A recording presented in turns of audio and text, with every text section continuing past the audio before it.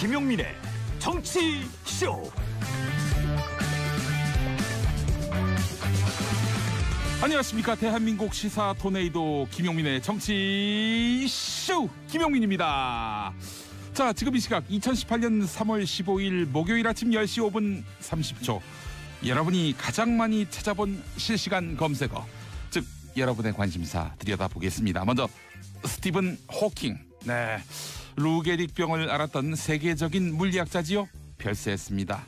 온몸이 천천히 마비되는 게 루게릭병이라고 하는데 1, 2년밖에 못 살 것이라는 이 병 선고를 받고도 호킹 박사 무려 55년을 더 살았습니다. 그에게 움직일 수 있는 신체 기관은 손가락 2개뿐이었지만 전 세계는 호킹 박사에게 큰 빚을 지고 말았습니다. 자신에게 가장 중요한 업적이 뭐냐는 주위 질문에 희망을 잃지 않는 것, 이렇게 답했던 호킹 박사. 네, 그 승리의 삶에 경의를 표합니다. 이어 다음 검색어도 연관 검색어를 할 수 있겠죠.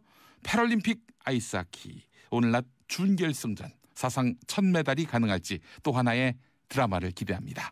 다음은 MB 21시간 조사. 이명박 전 대통령이 오늘 새벽 6시 때에 검찰 조사를 마치고 귀가했죠. 조서 내용 확인을 뺀 순수 조사 시간은 14시간 정도 됐다고 합니다. 자, 하지만 전면 부인, 이 넉자로 요약할 수 있는 조사였다고 하는군요. 네, 김용민의 정치쇼 레인드롭스의 Keep Falling on My Head 듣고 오겠습니다.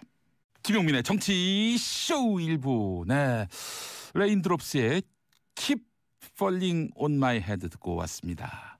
레인드롭스 5집까지 낸 그 중견 가수예요. 89년에 그렇죠. 10대 가수였고. 예. 명반에도 올라 있죠. 네.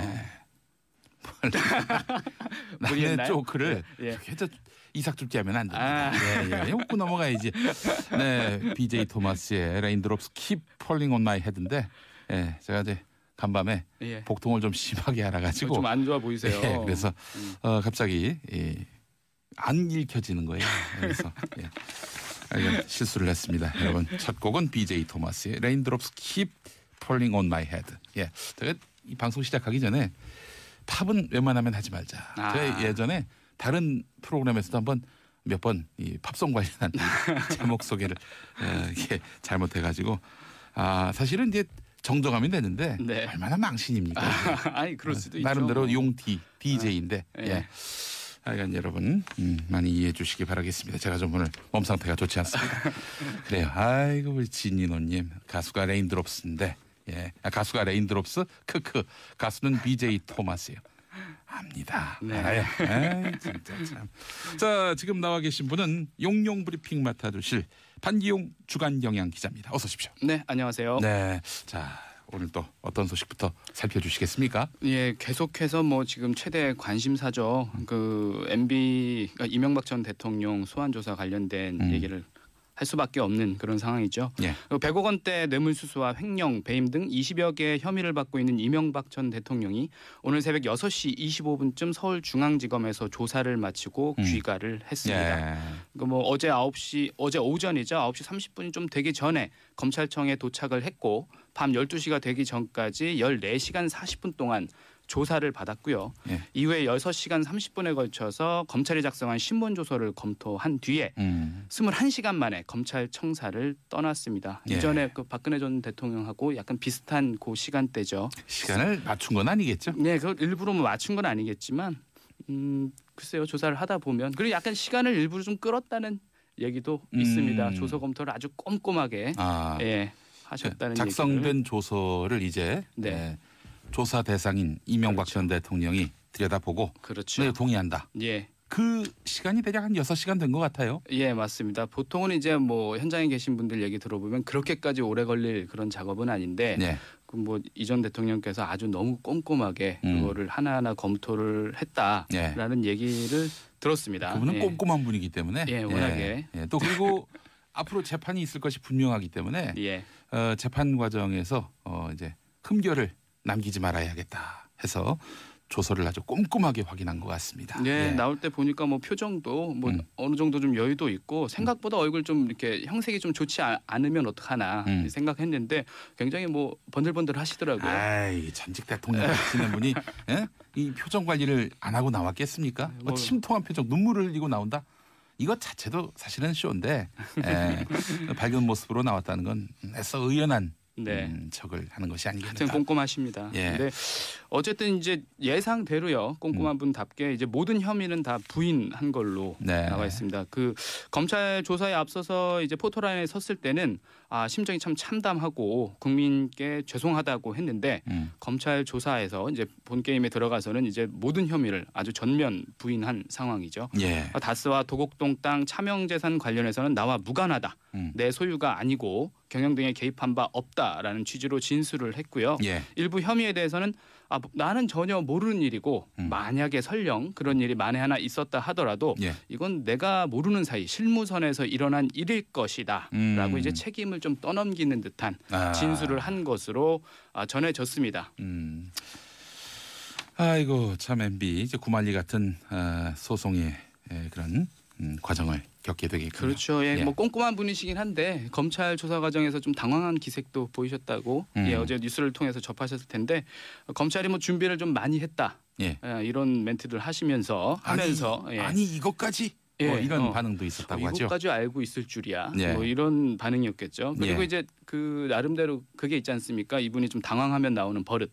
기침을 좀 자주 하셨다. 기침과 함께 그 혀가 입술을 이렇게 되는 게 있죠. 이렇게 마른 입술을 이렇게 적시는 기침을 자주 했다는 소식도 전해졌습니다. 그래서 이제 관심이 이제 구속 여부가 되겠죠. 근데 어제 우리 삼변 시대에 나왔던 세 명의 변호사는 또 한 분은 이제 전직 판사신데 한결같이 뭐 영장 청구 뭐 이거는 뭐 불을 보듯 뻔하고 당연히 이 영장은 집행될 것이다. 이렇게 전망을 했습니다. 대부분의 분들이 이제 그렇게 전망을 하고 있고 그게 법조계 일반적인 의견이고요. 견해고 이제 보면 워낙에 사안이 중대하기 때문에 이제 뭐 한두 푼짜리 지금 혐의가 걸려 있는 게 아니라 정말 큰 액수가 걸려 있지 않습니까? 그것도 이제 그야말로 조족지혈 아니겠습니까? 앞으로 뭐 해외 자원 관련한 그런 해외로 돈을 말하자면은 국부가 이렇게 국부가 이제 유출이 됐는데 그 국부를 가로챈 것 아니냐 이런 의혹이 제기되고 있어요. 그 중심에 대통령이 있었다라는 의혹이 상당히 크게 제기가 되고 있는 상황이죠. 그렇습니다. 그래서 이것도 역시 한번 자세히 따져보게 되면은 지금 100억은 입증할 수 있는 가장 확실한 거의 소액이다. 김어준 딴지일보 총수는 그런 얘기를 하더라고요. 거의 공과금 수준의 돈이다. 100억은. 수수료 정도에. MB에게 있어서는 뭐 공과금 정도. 바닥에 떨어진 10원짜리 동전. 이런 규모다라고 얘기하고 있는데 그럼 뭐 검찰 수사를 통해서 또 법원 판단을 통해서 규명되겠죠. 그렇죠. 아마 이번 주 중에는 구속영장 청구 여부가 결정이 되고 청구가 될 것으로 보이고 있는 상황이다. 이제 다만 구치소에 있는 이제 박근혜 전 대통령이 변수라면 변수인데요. 왜냐하면 이제 박근혜 전 대통령이 지난 3월 31일에 구속됐고 계속 그 이후로 구속 수감 중인데 여기에 이제 이 전 대통령이 구속이 되면 전직 대통령 2명이 동시에 구치소에 수용되는 상황이 나오는 거거든요. 그런 상황이 연출이 되면 검찰 쪽에서 좀 그림이 좋지 않으니까 라는 물론 이제 잘못했으면 감옥 가야지. 분석이 있는데 물론 근데 전례가 있습니다. 이전에 뭐 그 전두환 노태우 전 대통령이 1995년에 한 달 차로 95년 11월 12월에 차례로 거의 동시에 구속이 됐기 때문에 이 부분은 뭐 문제가 되지 않을 것으로 그러니까 보고 있습니다. 잘못이 없다면 감옥 가면 안 되죠. 그렇죠. 잘못이 있어서 감옥을 갈 수밖에 없다. 그럼 가야죠. 너무나 당연한 아니, 법치주의 기본 아닙니까? 법 앞에 모든 이들이 다 평등하다는 건데 왜 검찰이 그런 걱정을 하는지 모르겠어요. 이제까지는 이제 그런 너무나 당연한 그런 철칙들이 잘 지켜지지 않았던 선례를 저희가 봐왔기 때문에 이런 뭐 우려들도 나오는 것 같습니다. 알겠습니다. 자, MB 관련한 소식이 또 있어요. 네, 이런 와중에 예. 검찰이 김윤옥 여사에게 14억 5천만 원 상당의 거액의 뇌물이 전달된 정황을 포착했습니다. 예, 검찰은 이명박 전 대통령의 사위 이상주 변호사, 삼성전자 전무로 재직 중이죠. 이상주 씨 조사 과정에서 이팔성 전 우리금융지주 회장에 받은 금품 가운데 일부를 김윤옥 여사에게 전달했다는 진술을 확보했다고 SBS가 보도했습니다. 예, 예. 당초 이팔성 회장이 이 전 대통령에게 전달한 것으로 의심되는 돈의 액수는 모두 22억 5천만 원인데 앞서 검찰은 이 회장이 이상득 전 의원에게 8억 원, 이 전 대통령 사위 이상주 씨에게 14억 5천만 원을 전달했다고 기록한 이팔성 전 회장의 메모를 발견한 바 있습니다. 예. 이상주 씨는 당초 검찰 조사에서 8억 원을 이 전 회장에게 받아서 이상득 전 의원에게 전달한 사실만 인정을 했는데 예. 14억 5천만 원은 원래 이제 모른다. 나는 모르는 돈이다라고 얘기를 해왔거든요. 예, 예. 그런데 지난 11일에 이상주 씨가 14억 5천만 원 상당액을 김윤옥 여사에게 전달했다라고 말을 바꾼 것으로 예. 알려졌습니다. 이렇게 사위가 자백을 한 셈이에요. 장모님이 뇌물을 받았다. 예. 예. 그래서 좀 상황이 좀 달라졌는데요. 이제 이렇게 되면 이 전 대통령이 직접 돈을 받은 사실을 알고 있거나 아니면 실제 돈을 전달받았을 가능성이 높은 것으로 예. 보고 있습니다. 예. 14억이라고 하셨나요? 네, 14억 5천만 원이요. 예, 뇌물수수 금액이 1억 원 이상이면 예. 특정범죄 가중처벌법이 적용되는데 징역 10년 이상부터는 최대 무기징역까지 선고될 수 있습니다. 당연히 그렇습니다. 구속수사 사안이고요. 맞습니다. 예. 자, 그래서 제가 봤을 때는 김윤옥 씨도 만약 돈 받은 게 사실이라면 예. 뇌물이 맞다면 예. 가셔야지. 진술이 나왔기 때문에요. 이제 네. 검찰 수사를 당연히 피할 수 없게 된 상황이고요. 네. 만약 이제 김 여사에 대한 그 직접 김윤옥 씨에 대한 그 직접 조사가 이제 이루어지게 되면 어떻게 되냐? 이 전 대통령 부인, 아들, 조카, 사위까지 이 전 대통령 일가 전체가 네. 사법 처리를 받을 수 있는 그런 상황에 놓이게 예, 됩니다. 알겠습니다.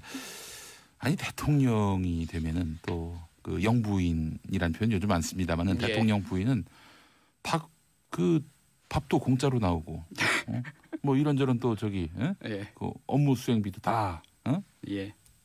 국가에서 대줄 텐데 왜 돈이 필요할지 왜 돈이 필요한지 전 도무지 이해를 할 수가 없어요. 그렇죠. 이분이 원래 또 비즈니스에 대한 어떤 그런 욕심이 있으셨던지 네. 뭐 이렇게 한식 사업도 하신다고 해서 거하게 또 하시지 않았습니까?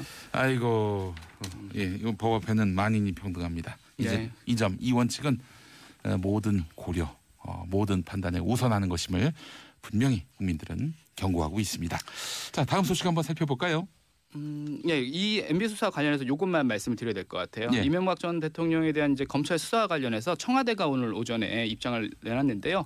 이거는 뭐 이 수사 관련해서 검찰 수사 관련해서는 청와대가 개입할 여지도 없고 개입하지 않겠다는 게 문재인 대통령의 입장이라고 밝혔습니다. 사실 예. 이건 뭐 당연한 얘기죠. 청와대 핵심 관계자는 기자들과 만나서 이 전 대통령 수사에 대한 입장을 묻는 그 질문에 검찰 자체 판단과 수사 결과에 맡기겠다라고 예. 말했습니다. 알겠습니다. 자, 그리고 다음 소식. 정의용 실장이 오늘 귀국을 했습니다. 방북과 방미 결과 공유를 위해서 러시아를 방문한 정의용 국가안보실장이 오늘 오전 인천공항을 통해서 귀국을 했는데요. 아이고 숨가쁜 일정이었네요. 예. 중국 갔다 일본 갔다 러시아까지. 네, 맞습니다. 지난 13일에 중국을 떠나서 네. 러시아에 방문했던 정 실장은 세르게이 라브로프 외무장관을 만나서 이제 뭐 푸틴은 일정 때문에 만나지 못했다고 하고요. 예, 한 예. 번 더 문제 해결을 위한 러시아의 협조를 요청을 했다고 합니다. 네. 정 실장이 러시아 방문을 끝으로 남북 정상회담과 북미 정상 회담 추진에 따른 이른바 특사 외교도 마무리가 됐는데요. 예. 이제 그러면 그 문재인 대통령은 오늘 오후에 방중 방로 결과 보고를 받고 곧바로 남북 정상회담 준비에 나선다는 계획입니다. 예.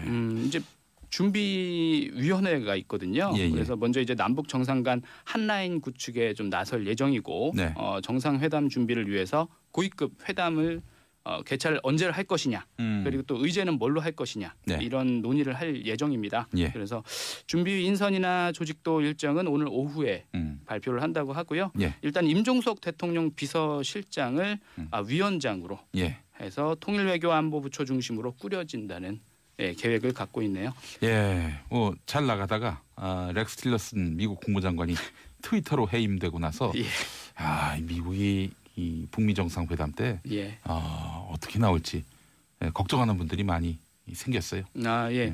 그 오히려 지금 새로 수장에 오른 분이 저기 트럼프 대통령하고는 오히려 좀 호흡이 좀 잘 맞는 부분이고 네. 그래서 이제 미국 측에서도 이제 실제 업무를 담당하는 분들이 네. 오히려 좀 이제 더 가속화되지 않겠느냐. 그러니까 트럼프의 마음이 중요하다. 그렇죠. 네. 어떻게 보면 이제까지 계속해서 트럼프는 네. 쇼맨십이 또 강한 인물이고.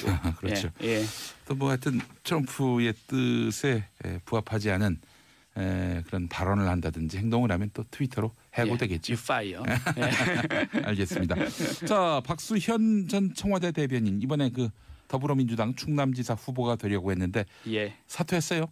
결국 사퇴를 했습니다. 그러니까 박수현 전 청와대 대변인이 결국 충남지사 예비 후보를 사퇴했는데요. 박수현 전 대변인은 자신에게 제기된 불륜 의혹 등이 당 최고위원 회의에서 모두 소명됐다고 전제를 한 뒤에 예비 후보직에서 사퇴하겠다고 밝혔습니다. 박 전 대변인은 이렇게 말했어요. 안희정 전 충남지사의 성폭행 의혹이 불거진 다음 날 안희정의 친구로서 도의적인 책임을 지고 바로 사퇴를 하려고 했는데 하지만 자신을 향한 악의적인 의혹이 제기돼서 의혹을 덮어쓴 채로 이대로는 사퇴를 할 수 없었다라고 해명을 했습니다. 일단 사퇴는 하지만 자신을 상대로 제기된 여러 가지 이제 좀 좋지 않은 얘기들 있지 않습니까? 불륜 의혹 등에 대해서는 진실 여부를 끝까지 가리겠다라는 입장입니다. 이 추문 하나 때문에 아주 박수현 전 대변인 뭐 가장 강력한 지지율을 받았던 그런 당내 후보였는데 말이죠. 그래서 뭐 그 더불어민주당 그 당 입장도요. 박 전 대변인의 그 소명은 또 충분히 수용을 했는데 그 후보직 사퇴하니까 수용한 거 아니에요? 뭐 안희정의 친구라는 슬로건을 내걸었던 어떤 이런 이전 전력도 있고 해서 지방선거를 좀 많이 지금 신경 써야 될 타이밍 아닙니까? 그래서 악영향을 미칠 수 있다는 판단으로 자진 사퇴를 권고한 것으로 그렇게 알려졌습니다. 안희정 전 지사의 그 미투 폭로, 안희정 전 지사에 대한 미투 폭로 이후에 2차 피해가 발생하고 있다 이런 이야기도 맞습니다. 있어요. 사실은 이제 박수현 전 대변인의 사퇴의 어떤 시발점이 됐던 사건일 수도 있는데요. 안희정 전 충남지사로부터 수차례 성폭력을 당했다고 주장하는 두 번째 피해자가 어제 검찰에 고소장을 제출했습니다. 고소장에는 업무상 위력에 의한 추행과 간음, 강제추행 등 모두 3가지 혐의가 적시가 됐는데요. 2015년 말부터 2017년까지 7차례 성폭력을 당했다고 주장을 하고 있습니다. 한편 안 전 지사 측은 안 전 지사가 성관계는 뭐 인정을 한다 하면서도 강제성은 없었다라는 걸로 기억을 한다고 전했습니다. 알겠습니다.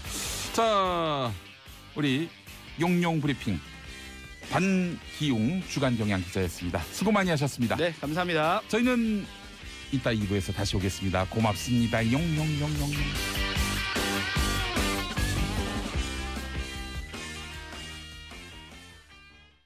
김용민의 정치쇼 2부로 넘어왔습니다. 아빠의 눈높이에서 아빠들의 시선으로 왕수다를 떨어주실 세 분 만나보겠습니다. 정인설 한국경제 기자 어서 오십시오. 안녕하세요. 정인설입니다. 반갑습니다. 네, 애가 몇 명? 저는 2명입니다. 2명. 결혼하셨고? 애들이요? 아니죠, 우리 정 기자님이. 저는 결혼했죠. 그렇죠. 자, 그리고 고현준 시사평론가 어서 오십시오. 반갑습니다. 고현준입니다. 결혼하셨습니까? 네, 덕분에요. 네. 덕분에라는 거. 프로그램도 이어받았고 결혼도 했고. 야, 고현준 씨는 내가 봤을 때 그 저기 결혼한 다음에 만난 것 같아요. 자, 그리고 우리 김남국 변호사님 어서 오십시오. 네, 안녕하세요. 김남국 변호사입니다. 네, 애가 몇 명입니까? 애가 빵명입니다. 빵명. 결혼했습니까? 오해하시면 안 되는데 저 정말 미혼입니다. 나가세요. 아빠들의 왕수다인데 정말 미혼입니다. 대신 아빠 오라 그러세요. 아버지. 아버지 오라 그러세요.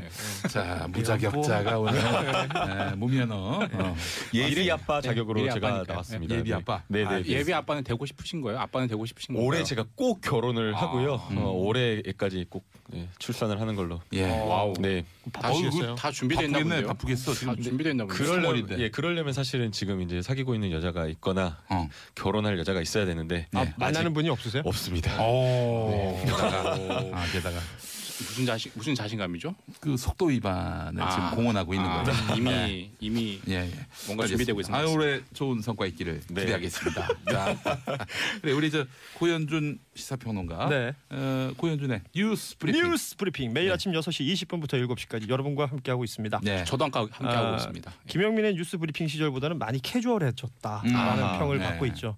그때는 좀 이렇게 나긋나긋하게 그냥 쭉 읽기만 하셨잖아요. 요새 그냥 좀 장난도 좀 치고요. 같이 출연해주신 성우분하고 얘기도 좀 하고 그러고 있습니다. 그 외화 내빈이라는 얘기가 있어요. 외화 내빈. 아까 영어는 틀리시던데 지금 한자어 쓰시는 거예요? 동양문화권이라서. 그것도 들으셨어요? 아 그럼요. 나 이거 정말 레인드랍스가 불러주셨다고. 내가 기분이 나빠서 레인드랍스라는 팀을 만들려고 합니다. 앨범도 내려고 그래요. 나쁘지 않네요. 아무튼 오늘 컨디션이 별로 안 좋아 보이시네요. 이거 햄을 잘 먹어서 상한 햄을 드셨다. 그렇습니다. 아무거나 그 주워 먹고 그러지 마세요. 제가 사실은 이제 그 음식물 쓰레기는 안 된다. 이거는 최소화해야 한다. 애국적, 공공적 그런 결의를 늘 마음속에 품고 살고 있습니다. 그런 삶을 사셔야죠. 어제 특히 또 뭐 이렇게 다양한 인연이 있는 MB께서 점심엔 설렁탕, 저녁엔 곰탕을 말아 드셨군요. 그래요. 또 그분은 국밥이 생각이 납니다. 많이 말아 드시니까요. 아직 나는 배가 고프다. I'm still hungry. 그건 스팅크였군요. 그 정신에서 햄을 드신 거예요? 그렇습니다. 알겠습니다.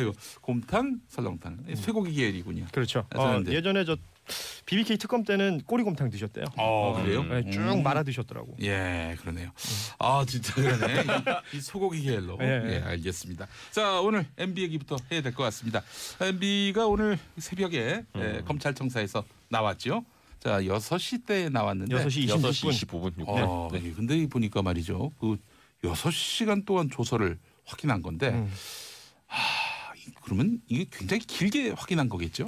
김남국 변호사님. 네, 일단 검찰에서는 자정 전에 조사를 끝내야겠다라고 생각한 것으로 보이고요. 실제 박근혜 전 대통령 때도 12시 전까지 수사를 마무리를 했고 박근혜 전 대통령도 뭐 조서를 읽는데 거의 7시간 가량 걸렸다라고 지금 이야기를 하고 있기 때문에 이명박 전 대통령도 적어도 본인 진술에 한해서는 꼼꼼하게 답을 했던 것으로 보이고요. 또 사실은 조서를 읽다 보다 보면 본인이 답변한 의도와 좀 다르게 조서가 작성된 경우가 있을 수 있거든요. 사실 검찰에서도 부장검사가 굉장히 꼼꼼하게 말하는 그대로 적으려고 노력을 했을 것임에도 불구하고 약간 미묘하게 달라진 그런 부분 아마 꼼꼼하게 좀 봤던 것으로 보입니다. 그 조서 때 콜록콜록 뭐 이런 것도 들어갑니까? 가로 열고 가로 닫고 이렇게 해주시는 그 검찰 수사관도 있고요. 그런 거 적지 않은 분도 있고. 근데 의성어, 의태어 이런 게 들어가요. 예컨대 뭐 어디서 화를 냈다라고 하면 여기서 강하게 화를 냈다라고 하면서 표현을 적기도 하고요. 또 심지어는 변호사가 끼어들어가지고 이의 제기를 하면 그냥 그거 적지 않은 분들도 있는데 조금 좀 까탈스럽거나 까다로운 그런 검찰 수사가 만나면 이거 적습니다 하면서 다 적어버리는 경우가 있거든요. 그렇군요.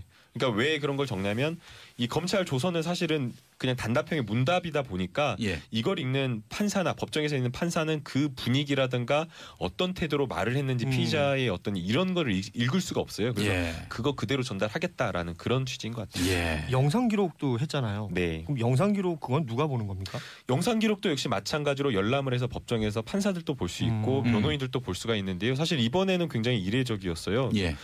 박근혜 전 대통령은 동의를 아예 즉시 안 한다라고 했는데 이명박 전 대통령은 한다라고 했는데 사실은 이명박 전 대통령 생각해 보면 이게 부담이거든요. 역사의 기록이기 때문에 수사 자료로 계속 남는데 이것을 동의했다라고 하는 것은 아마 이명박 전 대통령이 이 검찰을 불신한다, 믿을 수가 없다라는 측면에서 동의를 한 것으로 보여요. 그러니까 이것을 녹화를 한다라고 하는 것은 수사받는 피의자도 부담이 있지만 수사를 하는 검찰도 역시 조심할 수밖에 없는 거거든요. 그러니까 검찰로서 이명박 전 대통령은 추궁하지 마라, 압박하지 마라, 무리해서 이 무리한 어떤 추궁이나 이런 거 하지 말라. 적어도 내가 하는 이야기 그대로 적고 그 이상의 무엇인가를 하지 말라라는 그것을 이용하기 위해서 오히려 동의한 것으로 보여요. 검찰이 이 강하게 압박하는 식으로 해서 수사를 못하게 하려고 제동항을 걸기 위해서 그렇게 영상 녹화가 가능하도록 일종의 허락했는데. 기술 부린 거네요. 그렇죠. 그런데 그 나중에 그때 진술 때 거짓말을 했으면은 또 거짓말한 자료가 되는 거 아니겠어요? 그렇죠. 그게 양날의 검인데요. 예. 사실은 만약에 법정에 가서도 무죄를 주장한다라고 하면 예. 그 무죄 주장의 논리나 변호의 큰 흐름이나 방향은 오늘 검찰 조사에서 했던 내용과 일맥상통해야 되거든요. 네. 오늘 검찰 조사에서 했던 내용을 법정에 가서 다르게 완전히 또 바꿔버린다라고 하면 왜 검찰 조사에서 이렇게 해명하고 또 법정에서 이렇게 해명하냐? 네. 뭐냐 이렇게 돼버릴 수가 있거든요. 그렇기 예. 때문에 아마 어제 조사 받기 전부터 큰 틀에서 어떤 방향으로 법정까지 기소될 것까지 아마 예상을 했을 거예요. 그래서 예. 큰 논리의 흐름은 가지고 가는 것으로 보입니다. 그래요. 이명박 전 대통령이 결국 기소가 될 것은 확실해 보이고 구속되느냐 아니면 불구속 상태에서 재판을 받느냐 이제 그것만 남은 것 같은데 뭐 구속영장을 청구하지 않을 수 없는 그런 분위기죠. 그런 분위기죠. 사실 이 검찰이 처음에 수사를 시작할 때부터 원칙대로 수사를 하겠다. 형사소송법에 따른 수사를 하겠다라고 했고요. 거기에 한마디 더 붙인 말이 있는데요. 10억 원 이상이 넘어가면 어쩔 수 없는 거 아니냐라는 이런 말을 그렇죠. 했었거든요. 그러니까 예. 범죄 수익금 자체가 10억 넘어가면 너무 중대하다 범행이 그렇기 때문에 검찰로서 또 영장을 발부할 수밖에 없다라는 이런 취지였는데 이게 지금 10억이 아니라 수사를 하다 보니까 119억까지 지금 가라는 상황이기 때문에 절묘합니다. 119. 119 긴급하게 영장을 쳐라 이 말이 아닐까라는 생각이 드는데요. 내일 칩니다. 내일 칩니다. 그래 그런 상황에서 또 대부분의 혐의를 다 부인하고 있기 때문에 형사소송법에 따르면 이거 영장을 칠 수밖에 없는 그런 사안으로 보입니다. 하나하나 좀 사안을 들여다보면 다스는 내 것이 아니다. 계속 이렇게 주장한 모양이죠. 네, 다스는 내 것이 아니다. 그리고 경영에도 관여한 바 없다. 그리고 소송 다스 소송비 삼성이 대납한 것과 관련돼서는 나는 모르는 일이다라는 식으로 전부 다 부인을 하고 있는데요. 사실은 이게 지금 제일 중요하다 보니까 어제 검찰에서도 9시 45분부터 그리고 오후 5시까지 계속해서 굉장히 오랜 시간 추궁을 한 것으로 보이고요. 기자들도 한동훈 3차장 검사에게 왜 이거 다스부터 이렇게 수사를 했냐라고 물어보니까 뭐 선택의 문제인데 논리의 흐름상 다스의 실소유부터 수사를 하는 게 자연스럽다라고 지금 이렇게 이야기를 했거든요. 그게 스모킹 건이잖아요. 네, 그러니까 먼저 풀리면 다 풀리는 거죠. 직권 남용, 뇌물, 그다음에 뭐 횡령, 비자금, 조세 포탈 이 모든 것이 다스의 실소유주라는 것을 전제로 해야지 이게 성립하기 때문에 검찰로서는 이것을 먼저 수사한 것으로 보이고요.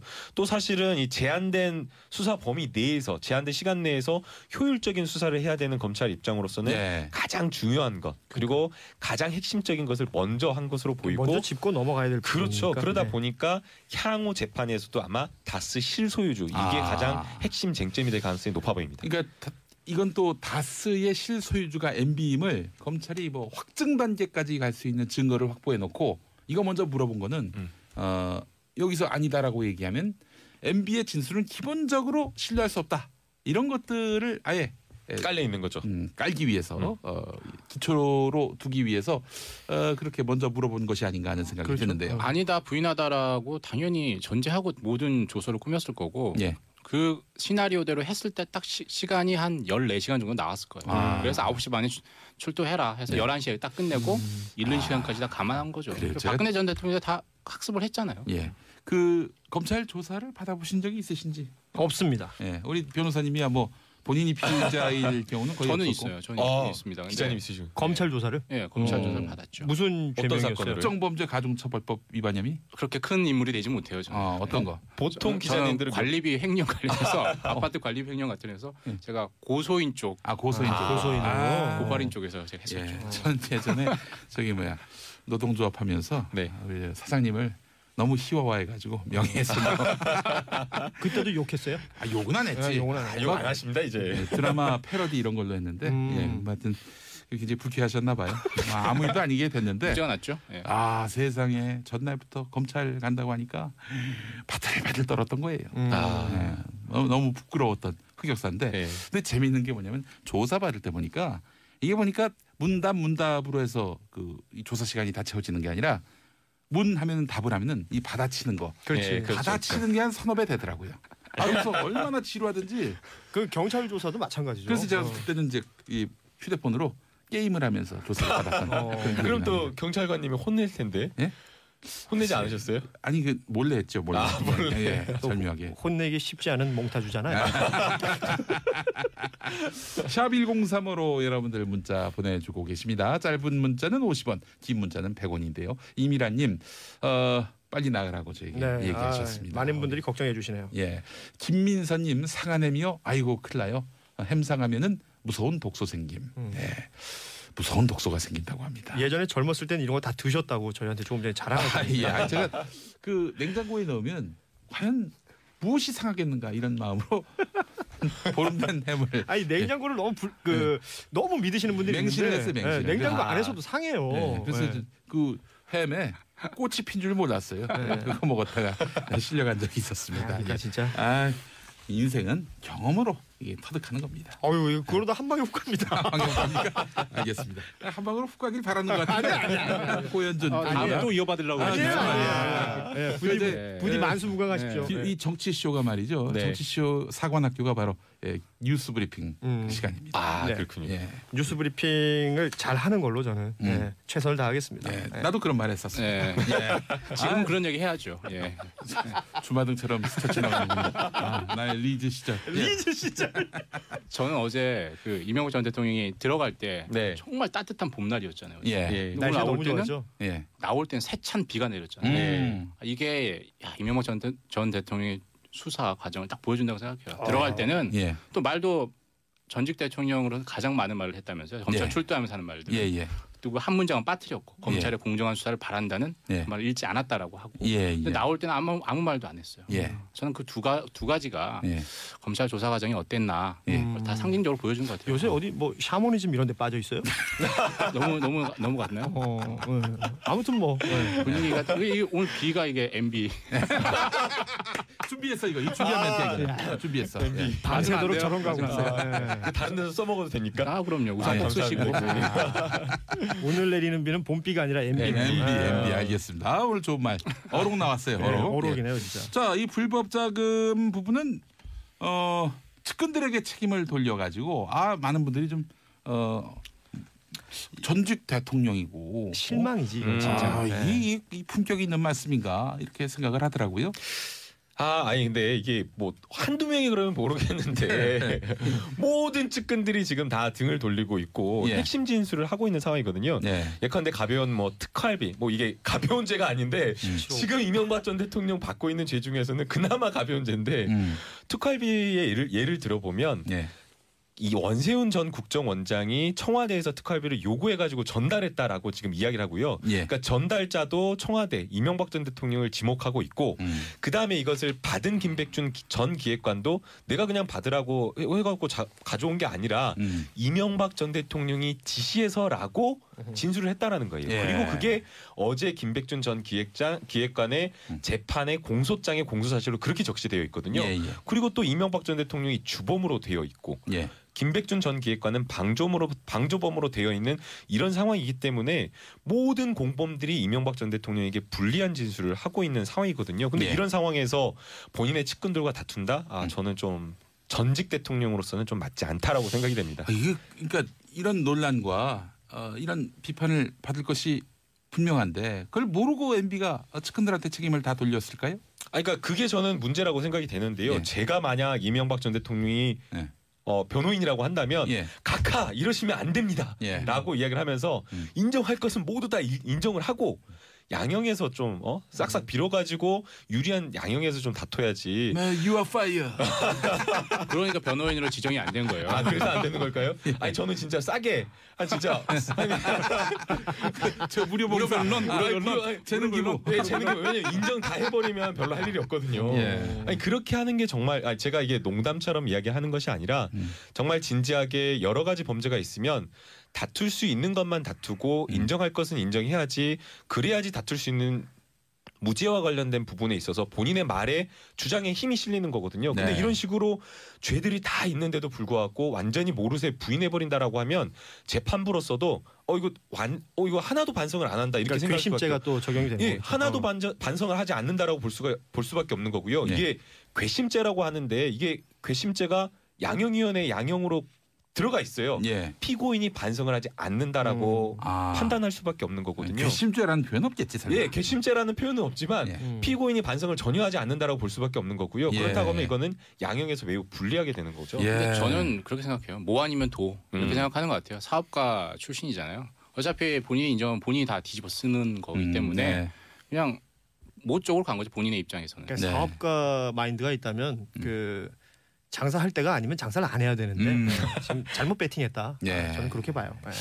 그래요. MB는 뭐 이렇게 계속 부인하고 또 책임을 남한테 전가하면은 아무래도 영장 청구 가능성은 높아질 수밖에 없는 것이고 그렇죠. 영장 청구가 되면 뭐 집행은 뭐 불을 보듯 뻔한 일이고 이게 부인한다는 것 자체가 이제 영장정단 판사 입장에서 볼 때는 증거인멸의 우려가 있다 이렇게 보는 수밖에 없잖아요. 그러니까 뭐 그렇게 가겠죠.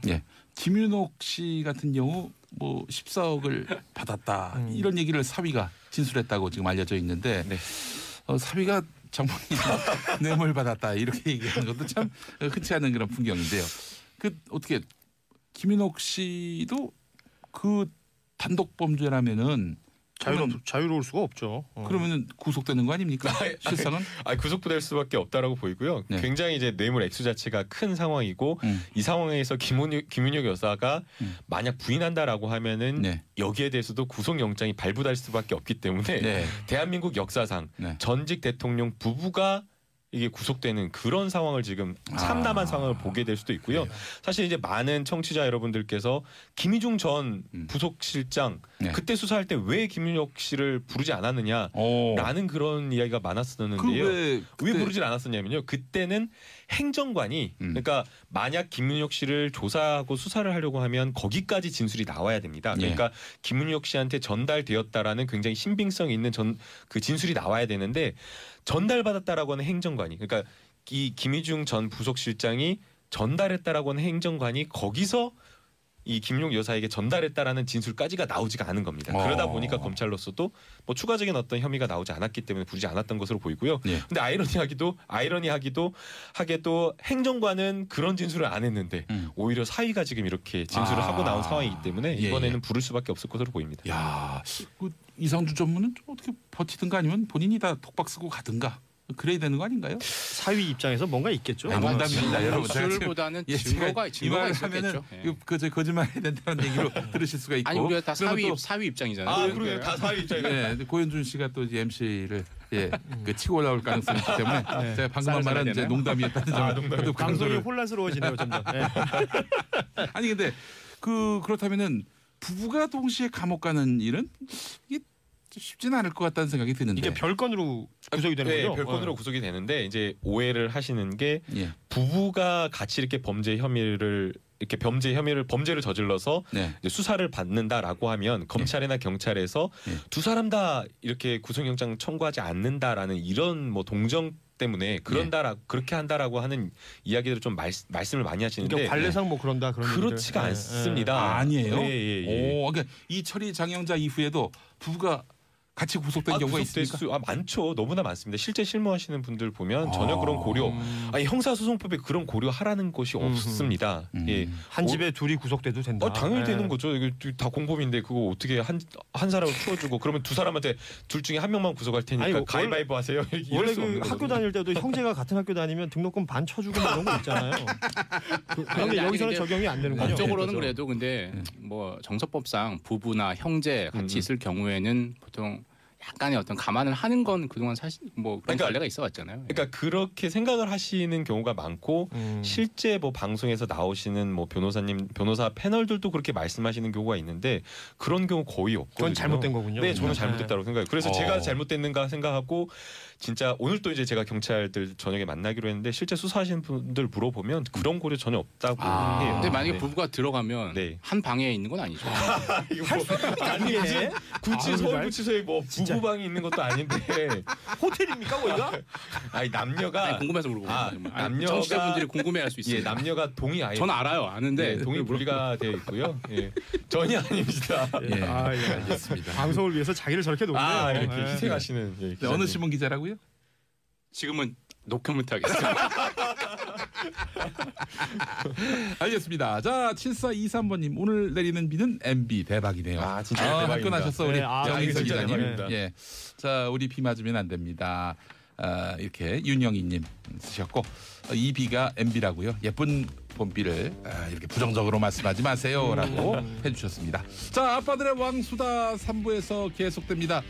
103.5, 105.7. 네, 서울 부산에서 듣고 계시죠? 창원은 90.9 그리고 진주는 98.7 계속해서 맞춰주시고 고릴라도 계속 고정 부탁해요. 와, 이따가 11시 넘어오겠습니다.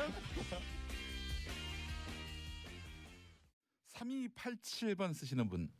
오늘의 비는 MB다. 병원 물리치료실인데 환자분들 빵 터지셨어요라고 하셨습니다. 야, 이거 아이고, 디스크 세상에. 있는 분들 디스크 터집니다. 조심하세요. 우리 정인설 기자의 어록이었습니다. 자, 박순서님 오늘 출근하다가 우산이 작아서 MB를 맞았네요라고 하셨습니다. 이런 MB. 예. 자, 그리고 송요차님 부천 부일교통 56-1번 철현 가스버스 운전하시는 모든 기사님들 SBS 러브 FM 103.5MHz 김용민의 정치쇼 많이 들어주세요. 네, 아침 6시 20분부터는 고현준의 뉴스 브리핑을 들어주시면 감사하겠습니다. 예, 그렇습니다. 예, 그것도 좀 들어주셔야 돼요. 네. 패키지인가요? 네? 패키지예요. 같이 묶어서 가는. 네, 그렇습니다. 네. 1+1 상품 이렇게. 누가 원이죠? 먼저? 누가 뭐? 우리지. 이게 시간으로 보나 뭘로 보나. 진행자의 중량감이나 뭐 무게감으로 보나. 예. 알겠습니다. 부정하지 않을게요. 예. 네. 자, You are fired. 예. 리얼리티 쇼도 아닌데 트럼프 미국 대통령이 국무장관을 트위터로 해고했습니다. 이런 것들이 별로 부끄럽지 않은 미국을 보면서 네. 야, 이게 정말 참 이게 세상이 많이 바뀌고 있구나라는 생각이 듭니다. 아마 트위터 최고의 광고 모델인 것 같아요. 트럼프. 네, 그렇습니다. 이게 헤비 유저 아닙니까? 헤비 유저. 트위트가 예. 트럼프 대통령의 위트. 그 트위터다. 오늘 좋은데? 그런 얘기 있어요. 네, 오늘 아주 좋아요. 네. 이게 화력이 아주 좋습니다. 그래서 적자에 흑자로 전환한 것도 다 뭐 트럼프 덕이다 이렇게 얘기를 하잖아요. 트위터가. 근데 그 이번에는 사실 진짜 다들 그래도 야, 이 정도까지 하겠어라고 했는데 보통 우리 그 미국에서 해고 통지서를 핑크 슬립이라고 하잖아요. 핑크 슬립. 옛날 그 포드 자동차에서 하얀 쪽지에 넣어서 주면 너 잘했다고. 예. 분홍색 쪽지에서 주면 너 이제 잘릴 거다라고 해서 뭐 핑크 슬립이 유래됐다고 하는 이번엔 트윗 슬립. 트위터가 이제 트윗 해고를 한 거죠. 그것도 미국의 장관을. 그리고 본인은 모르게. 그렇죠. 그 전에 새벽 2시에 그 비서실장이 백악관 비서실장이 전화를 했죠. 그 트럼프 대통령이 좀 마음에 안 들어한다. 노여한 얘기를 들을 수 있다라고 했는데 와서까지 그냥 트위터를 자기가 봤다는 거죠. 수고했어. 예. 하지만 새로운 이제 국무장관은 폼페이오야. 모두에게 축하한다. Thanks to all 이렇게 했거든요. 뭘 축하한다는 건지 모르겠지만 이제 나로부터 벗어난 것에 대해서 축하한다 이런 뜻인지 모르겠지만 그런 얘기를 하는 거죠. 솔직히 렉스 트러스는 뭐 아직까지는 뭐 국무장관이죠. 예. 지금은 이제 물론 대행 체제로 바뀌긴 했지만 인사청문회를 거쳐야 하는군요. 그렇죠. 예. 폼페이오 같은 경우는 인사청문회를 거쳐서 의회의 어떤 그 동의를 받아야죠.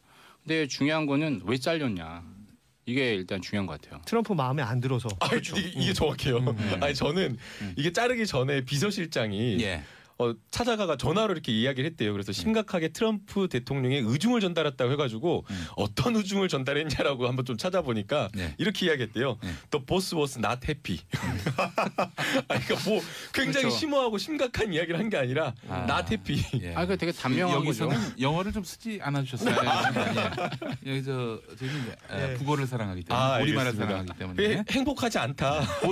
보스가 너 때문에 행복하지 않다. 보수 대통령이니까. 보수 대통령. 그래서 너무 조금 당황해가지고 제가 트럼프 대통령 답잖아요. 너무 단순하다. 뭐 단명하죠. 아주 간단하게 하는 거죠.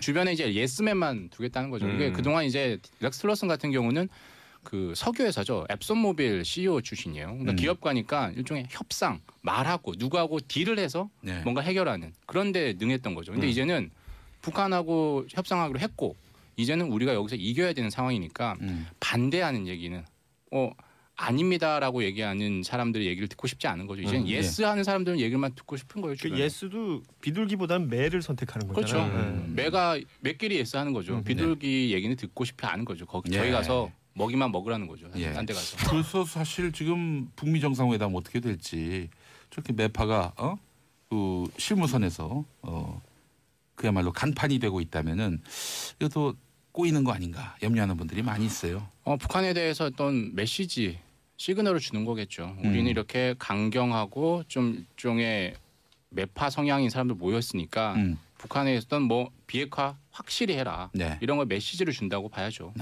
근데 북미 협상만 보자면. 그것도 그렇고 아무리 매파들끼리 모인다고 하더라도 트럼프의 말을 잘 듣는 매파, 강경파이기 때문에 결국은 트럼프의 의중이 북미 정상회담을 어떻게 끌고 갈지. 그러니까 트럼프가 뭐 하자 그러면 다 예스를 해야 되는 분위기가 되는 거잖아요. 그렇지 않으면 또 트윗에 뭐가 올라올지 모르니까. 뭐 그런 분위기인 것 같아요. 네, 그래요. 잠깐 어떤 분이 문자를 보내셨는데 청와대에서 나는 꼼수다를 했던 네 사람의 국민훈장 추서를 청원합니다. 뭐 이런 청원이 올라왔는데 청원이 너무 막 이상한 게 많이 올라와요. 그런 것도 그렇지만 추서라는 건 뭡니까? 국민훈장 추서. 죽은 다음에 주는 거 아니에요? 죽은 다음에 이렇게 좀 주십시다 이렇게 얘기하는. 아니 추서는 내가 봤을 때 한 50년 후를 얘기하는 거 아니에요? 죽은 다음에 죽은 다음에 하여튼 감사합니다. 감사한데 추서는 좀 많이 오래 걸릴 것 같습니다. 당황스럽습니다. 그래요. 하여튼 렉스 틸러슨 국무장관이 이렇게 아웃이 됐고 왜 웃어요? 그러니까 모르겠어요. 왜 지금 이 문자 메시지를 읽어줘야 되는지. 내 마음입니다. 지금 살짝 분위기가 지루했다는 거죠. 트럼프도 자기 마음 아니에요. 트위터로. 진짜 트럼프 같은 방송이네요. 그렇습니다. 근데 이제 새로 국무장관 내정자가 된 폼페이오 국장님 누구냐? 그러니까 저는 이름이 좋아야 되는 것 같아요. 이 마이크. 이 폼페이오 이 신임 국무장관 내정자의 풀네임이 마이클 리차드 폼페오예요. 그래서 마이크 폼페오라거든요. 지금 부통령 이름이 뭡니까? 마이크 펜스. 마이크를 쥐고 있어야 됩니다. 이런 사람 좋아하나 봐요. 마이크 펜스도 풀네임이 마이클 리차드 펜스예요. 그러니까 우리도 그 주변에 있으려면 이름을 바꿔야 돼요. 마이클 용민으로 리차드 용민이듯이. 그러니까 이런 사람들이 그러니까 비슷한 성향 있는 사람들끼리 지금 모아간다는 거죠. 대통령 주변. 그래요. 알겠습니다. 자 러시아 얘기도 한번 해보겠습니다. 영국이 러시아 외교관 23명을 추방했는데 두 나라 사이 뭐 무슨 일이 생겼어요? 이게 결국 그 스파이들 이야기로 시작이 됐는데 지금은 이제 외교전으로 커지고 있어요. 그러니까 지난 4일에 그 런던 남쪽에 솔즈베리라는 좀 작은 도시가 있는데 거기 있는 쇼핑몰에서 한 남자와 여성이 이렇게 의식을 잃고 쓰러져 있고 입에는 뭐 구토한 흔적들도 있고 그래서 이게 알아봤더니 쓰러져 있는 사람들이 전직 러시아 스파이 출신의 사람이었고 또 그의 딸이 함께 있었던 건데요. 결국은 그러니까 예전에 러시아 정찰국에서 활동을 하다가 러시아 정보기관의 어떤 개인들의 정보를 영국으로 넘기면서 그러니까 러시아에 이제 수감이 됐었죠.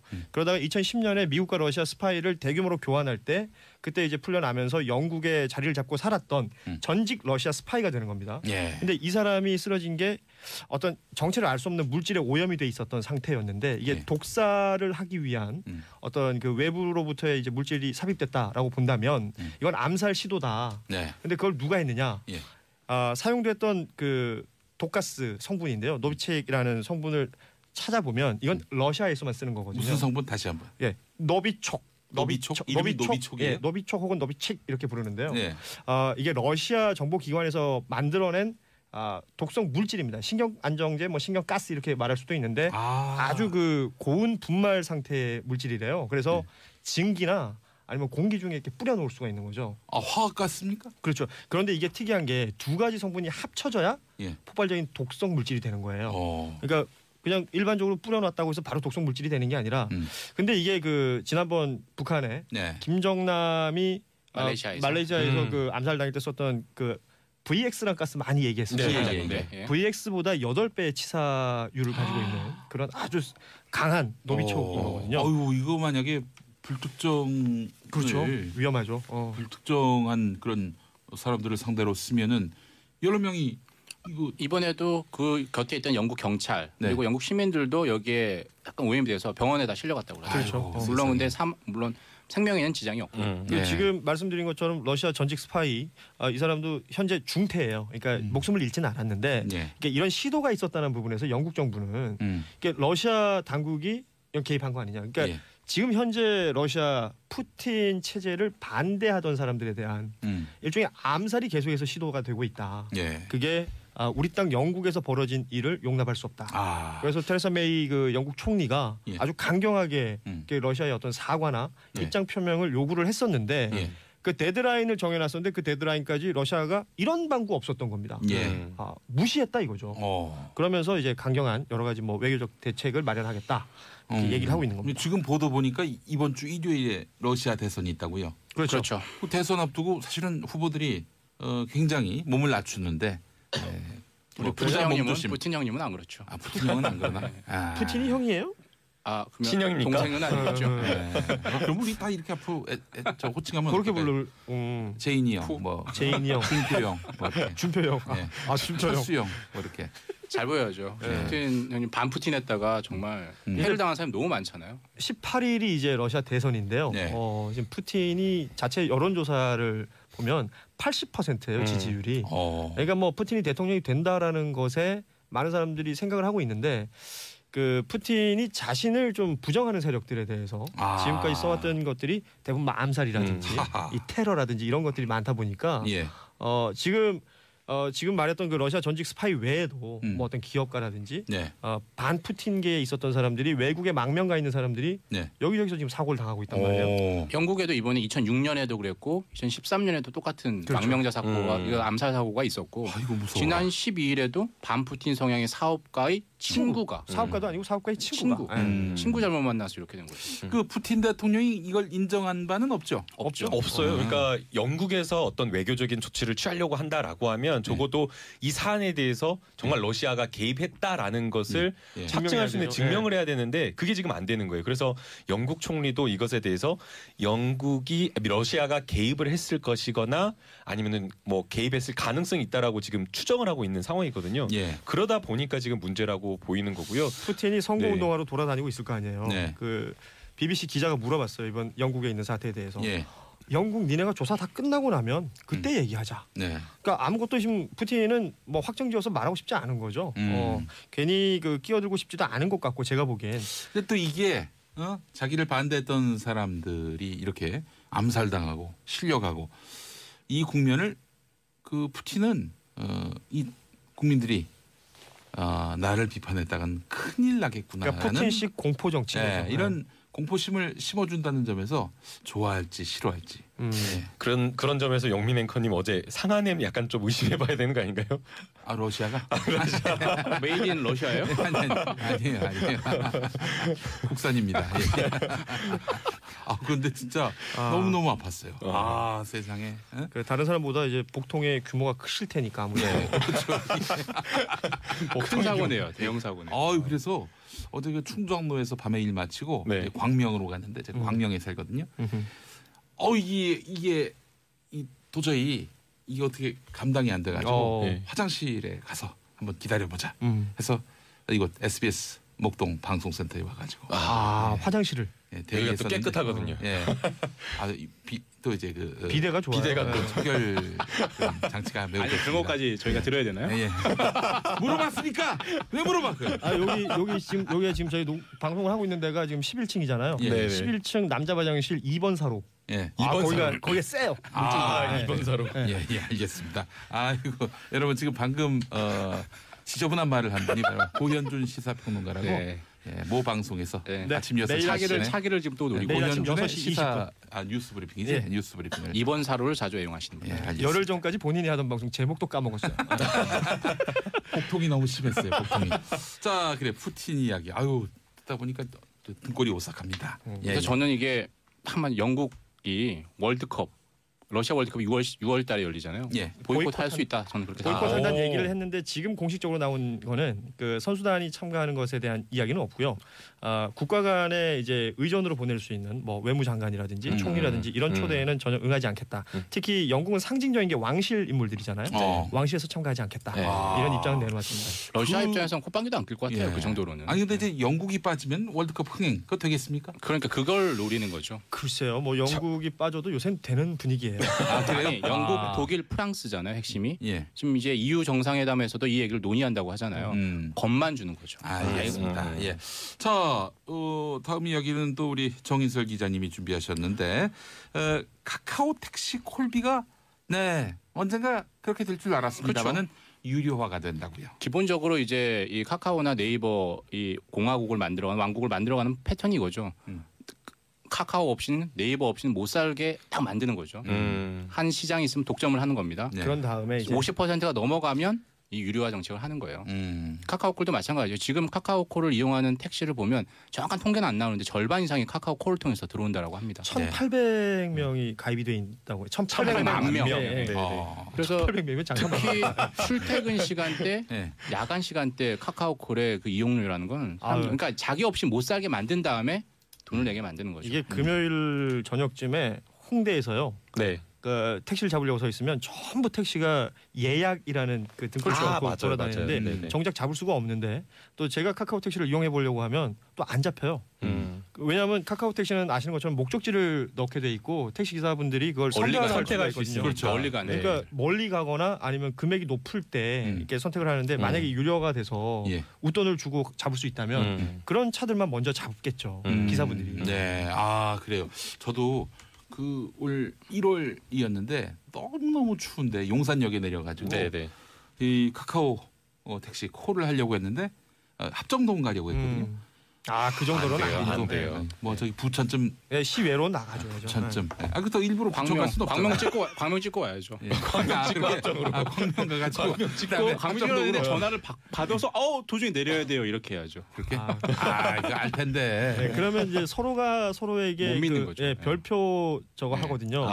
그래서 승객이 뭔가 좀 안 좋다. 그러면 기사분들도 그걸 평가를 합니다. 그럼 다음에 그 승객이 택시를 잡을 땐 블랙리스트가 돼서 안 잡힌대요. 블랙리스트가 또.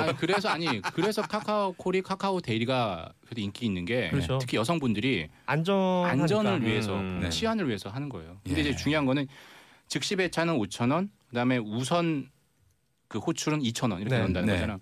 항상 선거 전에 모든 그 요금을 올려요. 항상. 왜냐하면 그 정부의 어떤 통제력 표심 때문에 유권자들의 마음 때문에 확실한 통제를 못 하거든요. 이때 올렸으면 이번 달 말부터 시행하겠다는 거잖아요. 근데 이제 선거 이후에는 택시 요금을 서울시부터 올린다는 거잖아요. 그렇죠. 기본 요금을 지금 3,000원에서 뭐 2,900원, 5,000원 뭐 이렇게 올린다는 거잖아요. 그럴 때 택시를 이용하는 승객 고객 입장에서 어떻게 받아들일까? 예를 들어 기본 요금이 4,500원 된다. 플러스 5,000원에 콜비를 또 내야 된다. 그럼 9,500원부터 시작합니다. 그리고 여기에 야간 할증 붙는다 그러면 10,000원 이상에서부터 시작을 하는 거예요. 김혜숙님, 작년 연말에 친구들과 송년회하고 집에 들어가려고 하니 버스가 끊겼더라고요. 택시를 잡으려고 하니 전부 콜 예약이 잡혀서 잡기 힘들었습니다라고. 지금 딱 그래요. 근데 두 분께서는 이제 부정적인 이야기를 하셨으니까 저는 또 오히려 긍정적인 이야기를 하자면 그쪽 카카오 변호 맡으셨죠? 아닙니다. 전혀 아닙니다. 그러니까 이제 이 선별이라고 하는 것들이 있잖아요. 시장에서 경쟁이 이루어지는 것은 차별이 가능하고 선별이 가능할 때 되는 것인데 만약 그게 부당한 차별이고 그게 오로지 기업에게만 이익이 된다라고 하면 문제가 될 수 있겠지만 사실은 아까 기자님들이나 앵커님도 말씀하셨듯이 안 잡히거든요. 그럴 때 오히려 내가 정당한 비용, 내가 지불할 수 있는 비용 1,000원이나 2,000원을 내고 빨리 잡아서 택시를 타서 갈 수 있다라고 한다면 소비자 입장에서는 내고 갈 수가 있는 거거든요. 또 실제 이게 아예 선택권이 없다라고 하면 모르겠지만 그게 아니라 콜비를 내지 않고 싶은 사람은 또 기존처럼 그대로 이용을 할 수가 있는 거예요. 그러니까 우선 내가 빨리 택시를 잡고 싶은 사람한테는 선별해서 돈을 이렇게 내라라는 것이기 때문에 저는 오히려 또 이게 이용자 편익을 증진시키는 측면도 있기 그런 때문에 측면이 있는데 그래서 저는 문제가 없다라고 생각이 되는데 카카오 잘 듣고 있나요? 사건 있으면 맡겨주시고요. 그게 있어요. 자본주의와 그 시장의 가장 그 단적으로 보여주는 게 비행기, 그다음에 극장. 시간과 위치와 어떤 성격에 따라 금액이 천차만별이잖아요. 택시도 그렇게 하겠다는 건데 중요한 거는 비행기, 극장은 경쟁이 가능합니다. 경쟁 시장이라는 거예요. 독점은 없어요 사실상. 근데 이 택시 같은 경우는 카카오 외에 티맵이 있다고 하지만 거의 이용하지 않아요. 이게 문제라는 거죠. 독과점 내지는 독점에서의 이런 뭐 요금 차별화라는 거는 그 이용자, 고객들에게 시장 이용자들에게 피해를 미치는 거. 저는 그래서 변호사님 말씀에 100% 동의하고 다만 그러면 우버도 풀고 카풀앱도 풀어라. 경쟁 가능하게 하라는 거. 모든 걸 경쟁해서 소비자들이 선택할 수 있게 하죠. 근데 외국 그 콜택시군요. 그렇습니다. 네. 아니 우버, 저희가 해외여행 가면 우버가 있는 곳과 없는 곳 너무 천차만별이거든요. 그러니까 이 우버를 사용해 보신 분들은 알겠지만 우버는 이미 그 차량을 배차 받을 때 이미 요금이 정해지거든요. 그렇죠. 그러니까 뭐 더 걱정할 필요가 요금 없고. 시비도 없고. 그렇죠. 그리고 경로도 나오잖아요. 경로도 나오고 예컨대 택시비보다 일단 저렴합니다. 어떤 경우에. 그리고 그 우버 풀이라고 있는데요. 이거는 합승을 허락하는 거예요, 제가. 그럼 기사분이 가시는 길에 코스에 다른 손님이 맞으면 더 태울 수 있어서 기사는 기사대로 또 돈을 더 벌 수 있고 승객은 승객대로 그걸 이용할 수 있는 그런 방법들이 다 있는데 이게 자율 경쟁이 되면 카카오도 이렇게는 못 하겠죠. 이게 그러니까 독과점이 사실은 무서운 것 같아요. 박영미님 처음엔 잘 잡히다가 많이 이용하면 그냥 동네 콜이 훨씬 더 빠르죠. 좋다요. 예, 그래서 저도 좋다요. 동네 콜택시 다 망했다 생각했는데 있죠, 이 틈새가 있어요. 보니까 자 그리고 이쪽 아이디가 안 보이는데 시사에 매우 강한 고현주님, 아내분이 이렇게 보내신 것 같아요. 저희 아내 지금 자고 있을 텐데. 그렇습니까? 네, 알겠습니다. 다 강하십니다. 그래요. 자 우버 콜택시 그리고 카카오 택시 둘이 경쟁 붙으면은. 이렇게 손님을 안 받는다든지 멀리 가야만 온다든지 이런 불편함이 좀 없어지겠죠. 이런 불편함이 좀 최소화되겠죠. 그리고 또 이번에 카카오 이게 유료화 된다고 택시 기사분들에게 과연 이익이 돌아가는 게 얼마나 될까? 이건 또 물론 이 부분에 대해서 택시 기사분들이 어떤 의견을 가지고 계신지 모르겠지만 또 청취하시는 분들 많잖아요. 꼭 그렇지는 않을 것 같아요. 자 이제 한 4분 남았는데 고현준 평론가가 군인들의 위수 지역을 피해지 않에 만에 이 시끌시끌한 이야기를 4분 안에 설명하셔야 되는데 이런 시험대 위에 오른 거예요. 설명을 못하면 뉴스 브리핑 그러니까 계속 진행할 자격이 있는지 없는 거죠. 그 와중에 15초 날라갔어요. 군 적폐청산위원회에서 권고를 한 건데요. 위수 지역에 대한 폐지 얘기를 하는 겁니다. 위수 지역 아시다시피 군인들이 외박이나 외출 나왔을 때 갈 수 있는 어떤 제한 구역 혹은 군의 작전 구역이라고 볼 수 있는데 이 위수 지역이 제한 구역 이게 아까 독과점 얘기랑 같은 건데요. 위수 지역 내에만 있어야 되니까 그 위수 지역 내에 있는 상인들의 뭐 바가지 요금이라든지 폭리라든지 이런 게 너무 심하다.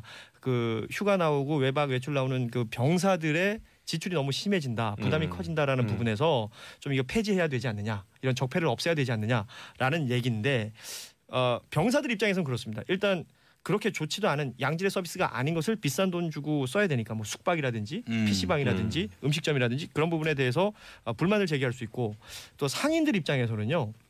위수 지역이라고 있는 그 지역이 토지 이용 규제가 굉장히 심하대요. 그러니까 뭔가 개발할 수 있는 여건이 안 된다는 거죠.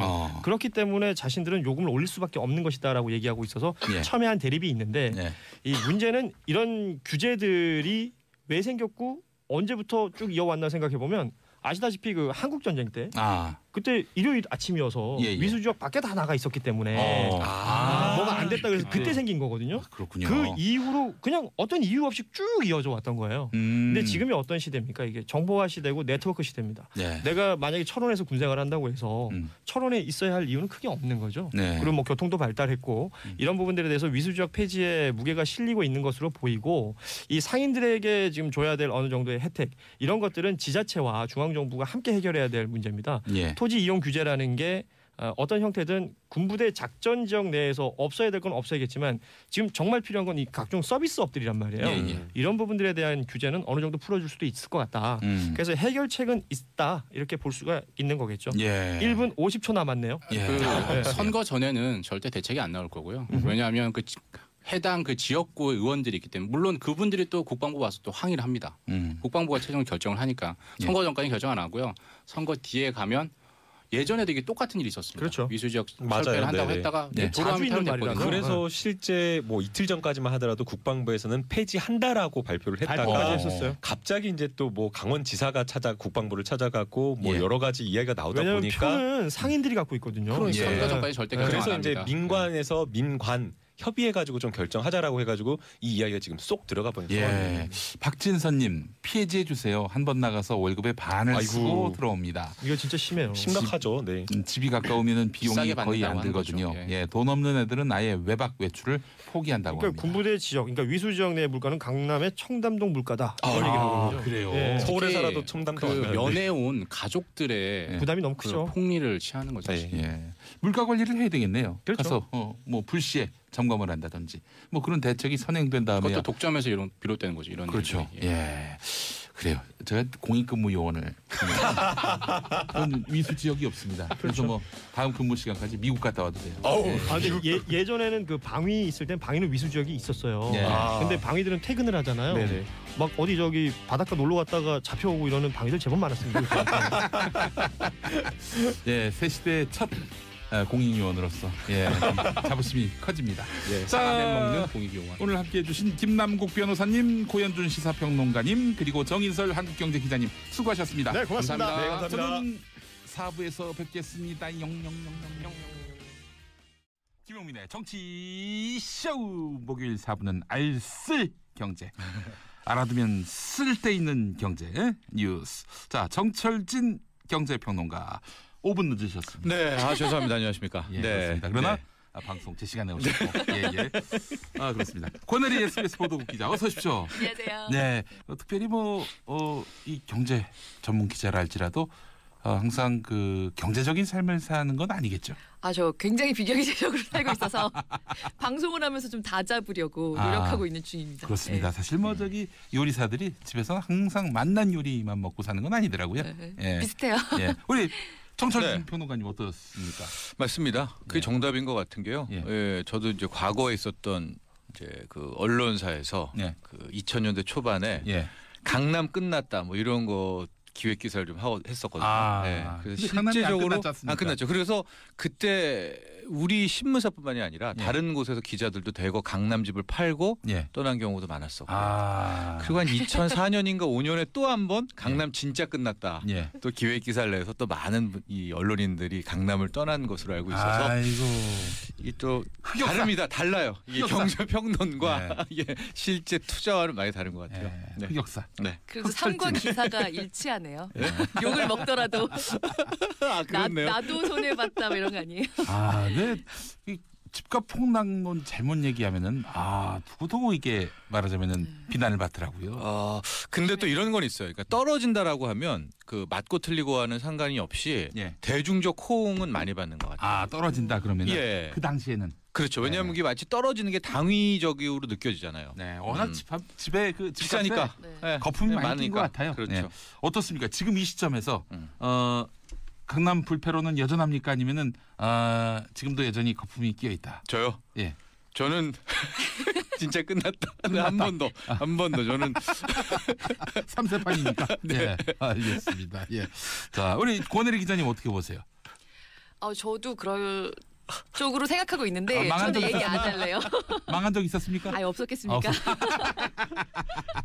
어린 여러분. 나이부터 많은 네, 실패를. 이게 사실은 말이죠. 빚도 자산이라고 실패도 실력입니다. 예. 뭘 알아야 네. 배팅을 하는 거고. 그러다 그렇죠. 실패하는 거 아니겠어요? 네, 원인을 알 수 있으니까. 자, 우리 손절을 해보니까 정말 잘 써야 되겠구나 생각을. 그렇습니다. 예. 자, 알쓸 경제 여러분들 너무 큰 기대를 갖고 들으시면 안 된다. 이 말씀을 드리려고 오늘 이제 두 분의 흑역사를 짚어봤습니다. 자, 지난주 더 길게 얘기하고 싶었는데 네. 못했어요. 수도권에서 역전세가 시작됐다. 이 부분 네. 그렇죠. 오늘 한번 좀 심층적으로 짚어봤으면 좋겠습니다. 예, 그 역전세라는 단어 자체 우리가 들어본 지가 너무 오래된 것 같아요. 예. 그러니까 그동안 전세난만 얘기를 들었는데 거슬러 올라가 보니까 2009년 하반기, 예. 2009년 말부터 전세난이었었던 것 같아요. 그러면서 전세값 급등, 전세값 폭등 이게 2016년, 17년까지 이어져 왔거든요. 예. 근데 2018년 1월부터 분위기가 사뭇 달라지더니 역전세난.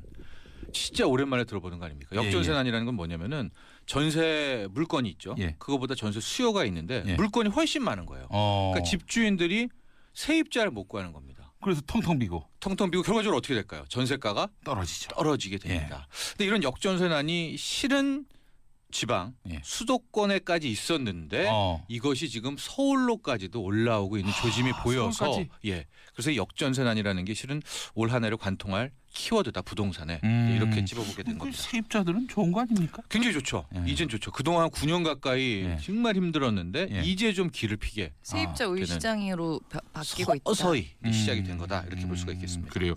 불과 2-3년 전만 해도 뭐 전세 재계약 시즌이 돌아오면은 정말 그렇죠. 이제 좀 올려야 되지 않을까? 우리가 업그레이드를 좀 해야 되잖아 삶을. 그래서 수천만 원씩 좀 올려줘야겠어. 이렇게 나오면은 이거 세입자들은 가슴이 무너집니다. 그렇습니다. 그리고 최근 몇 년 동안의 반전세, 월세도 워낙 이제 집주인 우위 시장이다 보니까 많이 확산된 게 있죠. 그 월세 같은 전세. 그렇죠. 전세 같은 월세. 그걸 월세 전환율이라고 하는데요. 이제 전세 1억 올려주는 대신에 목돈이 없으니까 월세로 돌려라라는 게 이제 월세 전환율이었는데요. 이 6%가 넘었었던 때도 있었어요. 그러니까 1억으로 만약에 치면 지역마다 조금씩 다르지만 한 50만 원. 그러니까 1억 올려줄래 아니면 월 한 52만 원, 50만 원 낼래 이렇게 했었거든요. 근데 지금 월세 전환율도 4%도 깨졌습니다. 그러니까 한 30만 원도 안 내야 되는 거예요. 이 집주인들 입장에서는 걱정이 안 될 수 없는 게 전세가가 떨어지면 새 세입자를 구할 때 돈을 더 내줘야 되는 거 아닙니까? 그렇죠. 이거 어떡합니까? 예리하신데요. 너무 정확하시건데 대본 1페이지에 나와 있습니다. 제가 이제 지역을 말씀드리면 좀 그렇긴 한데 강남에서 현재 실제 이루어지고 있는 일인데요. 30평형대 아파트 전세가 뭐 10억도 넘고 11억까지 간 적이 있었습니다. 근데 이게 지금 8억대도 나오고 있으니까 지금 집주인 입장에서는 재계약할 때 거의 2억이 넘는 돈, 3억이 넘는 돈을 세입자한테 줘야 되는, 그러니까 완전히 역전세난이 새로운 시장, 그러니까 세입자 우위 시장으로 바뀌고 있기 때문에 이런 것들이 지금 키워드는 확산되느냐 아니면 이러다가 다시 흐지부지 되느냐 여기에 초점을 맞춰야 될 것 같습니다. 그 현금을 갖고 있는 분이 만약에 그 부동산을 찾으면은 부동산 분들에게는 이분이 정말 현빈처럼 보이겠어요. 지금요? 그렇지 않겠습니까? 네, 현빈처럼요. 비유가 좀 어떻게 할까요? 그럼 뭐로 이동욱으로 바꿀까요? 알겠습니다. 그런데 부동산 수지인가요? 이 여성은 좀 수지처럼. 그렇습니다. 우리 여성분은 근데 이유를 알아야 될 거 아니에요. 아니 불과 작년까지만 해도 전세난. 미치지 않은 8년 9년 전세난인데 왜 갑자기 올해부터 역전세난이라고 하느냐. 이건 누구도 생각하면 알 텐데 입주 물량이 어마어마하게 늘었기 때문에. 부동산 폭등일 시절에 이건 부동산 짓기만 하면 대박이다. 그렇죠. 그래서 막 찍었는데 통상 이렇게 또 분양이 될 시점에는 이게 또 그렇죠. 입주죠. 그러니까 분양이 다 됐고. 그러니까 입주와 분양. 입주는 진짜 들어가야 되는 거 아니겠습니까? 올 한 해 전국적으로 입주 물량이 43만 가구. 하고 아까 말한 강남의 그 지역도 올해 10,000 가구가 넘습니다. 그다음에 경기도 수도권 보면은요, 웬만한 지역 다 10,000 가구가 넘고 화성 동탄 30,000 가구 넘고 이런 식으로 입주가, 그러니까 실제 들어가는 분들에 대한 입주 물량이 어마어마하게 늘어나니까, 그러니까 기존에 같은 이제 A 아파트와 B 아파트가 있으면은 A 아파트에 살던 세입자가 약간 좀 멀어지긴 한 수도권이긴 하지만 C 아파트, B 아파트로 더 싸니까 들어가게 되면서 이쪽 지역의 전세난들이 착착착착착 이어져가는. 근데 이것이 역전세난의 핵심이 된 겁니다. 이게 집주인이 만약에 돈이 없다면서 전세금 제대로 안 내주면은 이거 어떻게 되는 겁니까? 이거 소송으로 가야 됩니까? 되게 오랜만에 나왔죠. 몇 년 만에 이런 걸 판단한다는 게 몇 년 만에 이 문제가 8년 만에. 깡통 전세. 그거가 한때 문제였었는데 진짜 몇 년 만에 다시 들어요. 그 소송 가는 건 진짜 마지막이고요. 이제 한국의 부동산 시장의 관행을 보면 2개월, 3개월 정도는 서로 좀 용인하는 게 있어요. 이게 누가도 이제 법으로 정한 건 아닌데 만약에 이제 3월 20일이다. 그러면은 그 전에 뭐 미리 빼는 거 아니면 3월 10일 못 구해서 뒤로 빼는 거에서 우리가 보통 한 2달에까지는 양쪽을 다 틉니다. 왜냐하면 우리나라는 전세조도라는 독특한 문화가 있어서 저도 전세 빼고 누구 들어와야 되지만 그 집에 또 상대방 집도 또 빼고 들어와야 되고 이제 이게 뭐 연타석으로 맞물려야 되잖아요. 그랬는데 그럼에도 불구하고 2개월, 3개월, 4개월이 지났는데도 집주인이 안 준다. 여기서부터가 굉장히 많은 문제들이 발생하게 되는데요. 소송이라는 것은 경매에 넘기는 겁니다. 그건 정말 마지막이고 그 사이에 몇 가지 좀 시중에 있는 뭐 안건들을 좀 보면 그 집주인이 그만큼 월세 계산을 해서 이자 계산을 해가지고 못 주는 것만큼 계약될 때까지 뭐 돌려준다라든가 뭐 여러 가지가 있는데 뭐 제가 권하고 싶은 뭐 하신 말씀 있으면.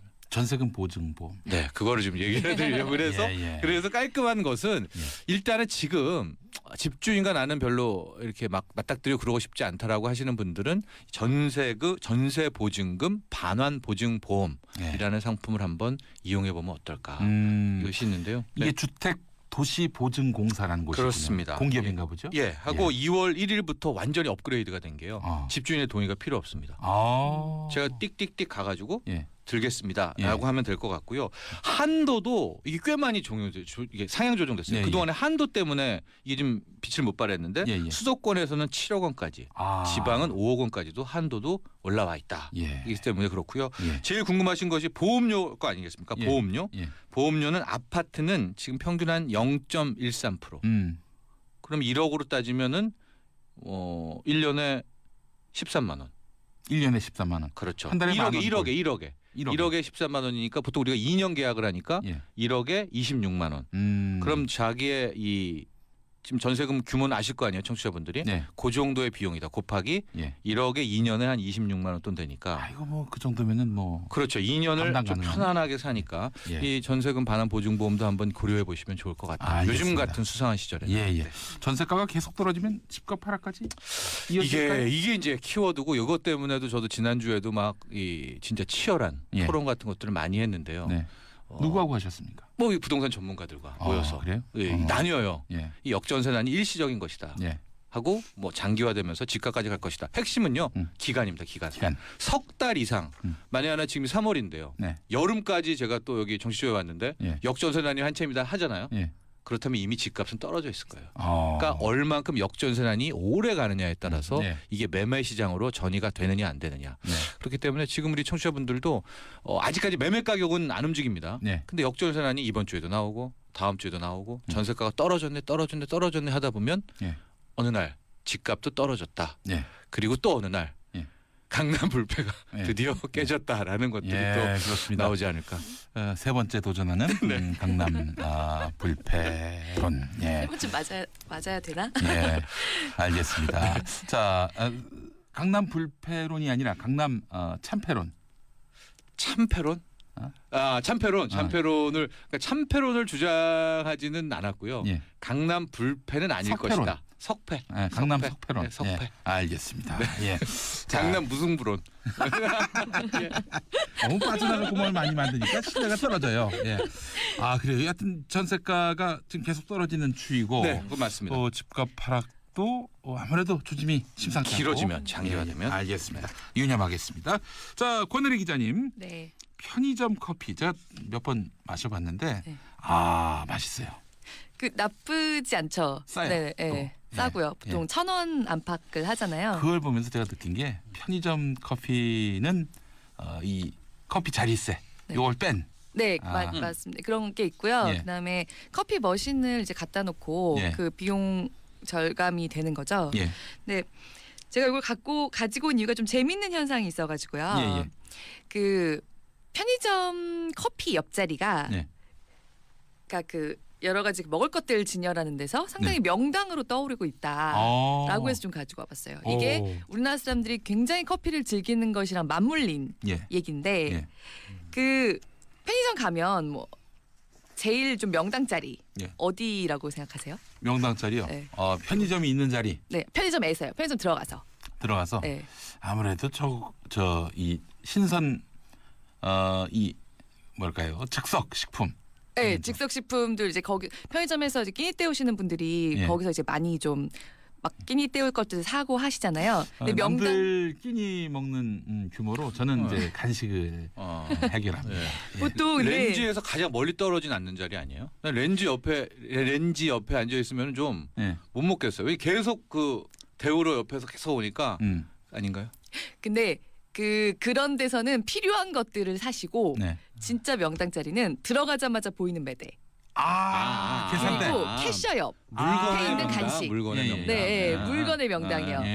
사람 앉는 거 말고 물건의 명당이 캐셔 옆에 어묵, 캐셔 옆에 간식 그런 것들이 다 자기가 필요한 걸 들어가서 산 다음에 충동 구매를 하게 되는 것들이거든요. 통상 대형마트 가 보면은 계산대에 보니까 뭐 무슨 껌이니, 뭐 음료 이런 것들. 네, 맞아요. 그 똑같이 편의점에서도 들어가자마자 보이는 매대하고 캐셔 옆자리를 보통 물건들을 놓는 명당자리라고 하는데 최근에 이 편의점 커피가 좀 인기를 끌면서 편의점 커피 옆자리도 과자류, 간식류의 명당으로 떠오르고 있다는 거예요. 이게 지금 편의점 커피들이 약간 그런 카페 공간 비슷하게 조성을 하면서 이런 편의점 빅3 체인들이 커피 공간들을 따로 조성을 하고 있거든요. 거기 보면은 워낙 이런 대형 커피 전문점이나 이런 데는 먹을 걸 놓을 자리가 많잖아요. 근데 편의점은 지저분하고 하니까 거기다가 한 달에 한 번씩 한 커피 전문점 체인에서 한 달에 한 번씩 한두 개 정도씩만 과자를 놓은 거예요. 그러니까 이 커피랑 같이 먹을 과자류라고 하면서 놓는데 이것저것 놓으면 지저분해 보이니까 직영점들에서는 그냥 한두 개만 지정을 해서 달마다 바꿔본 겁니다. 그랬더니 그냥 보통 과자 매대에 있을 때보다 커피 옆으로 가면 굉장히 많이 팔렸을 경우에는 거의 전달보다 이 과자류의 판매가 4배가 들어가지고 4배 400%. 네. 그러니까 이제 그 제과업체나 이런 데서 커피 업체로 가야겠다.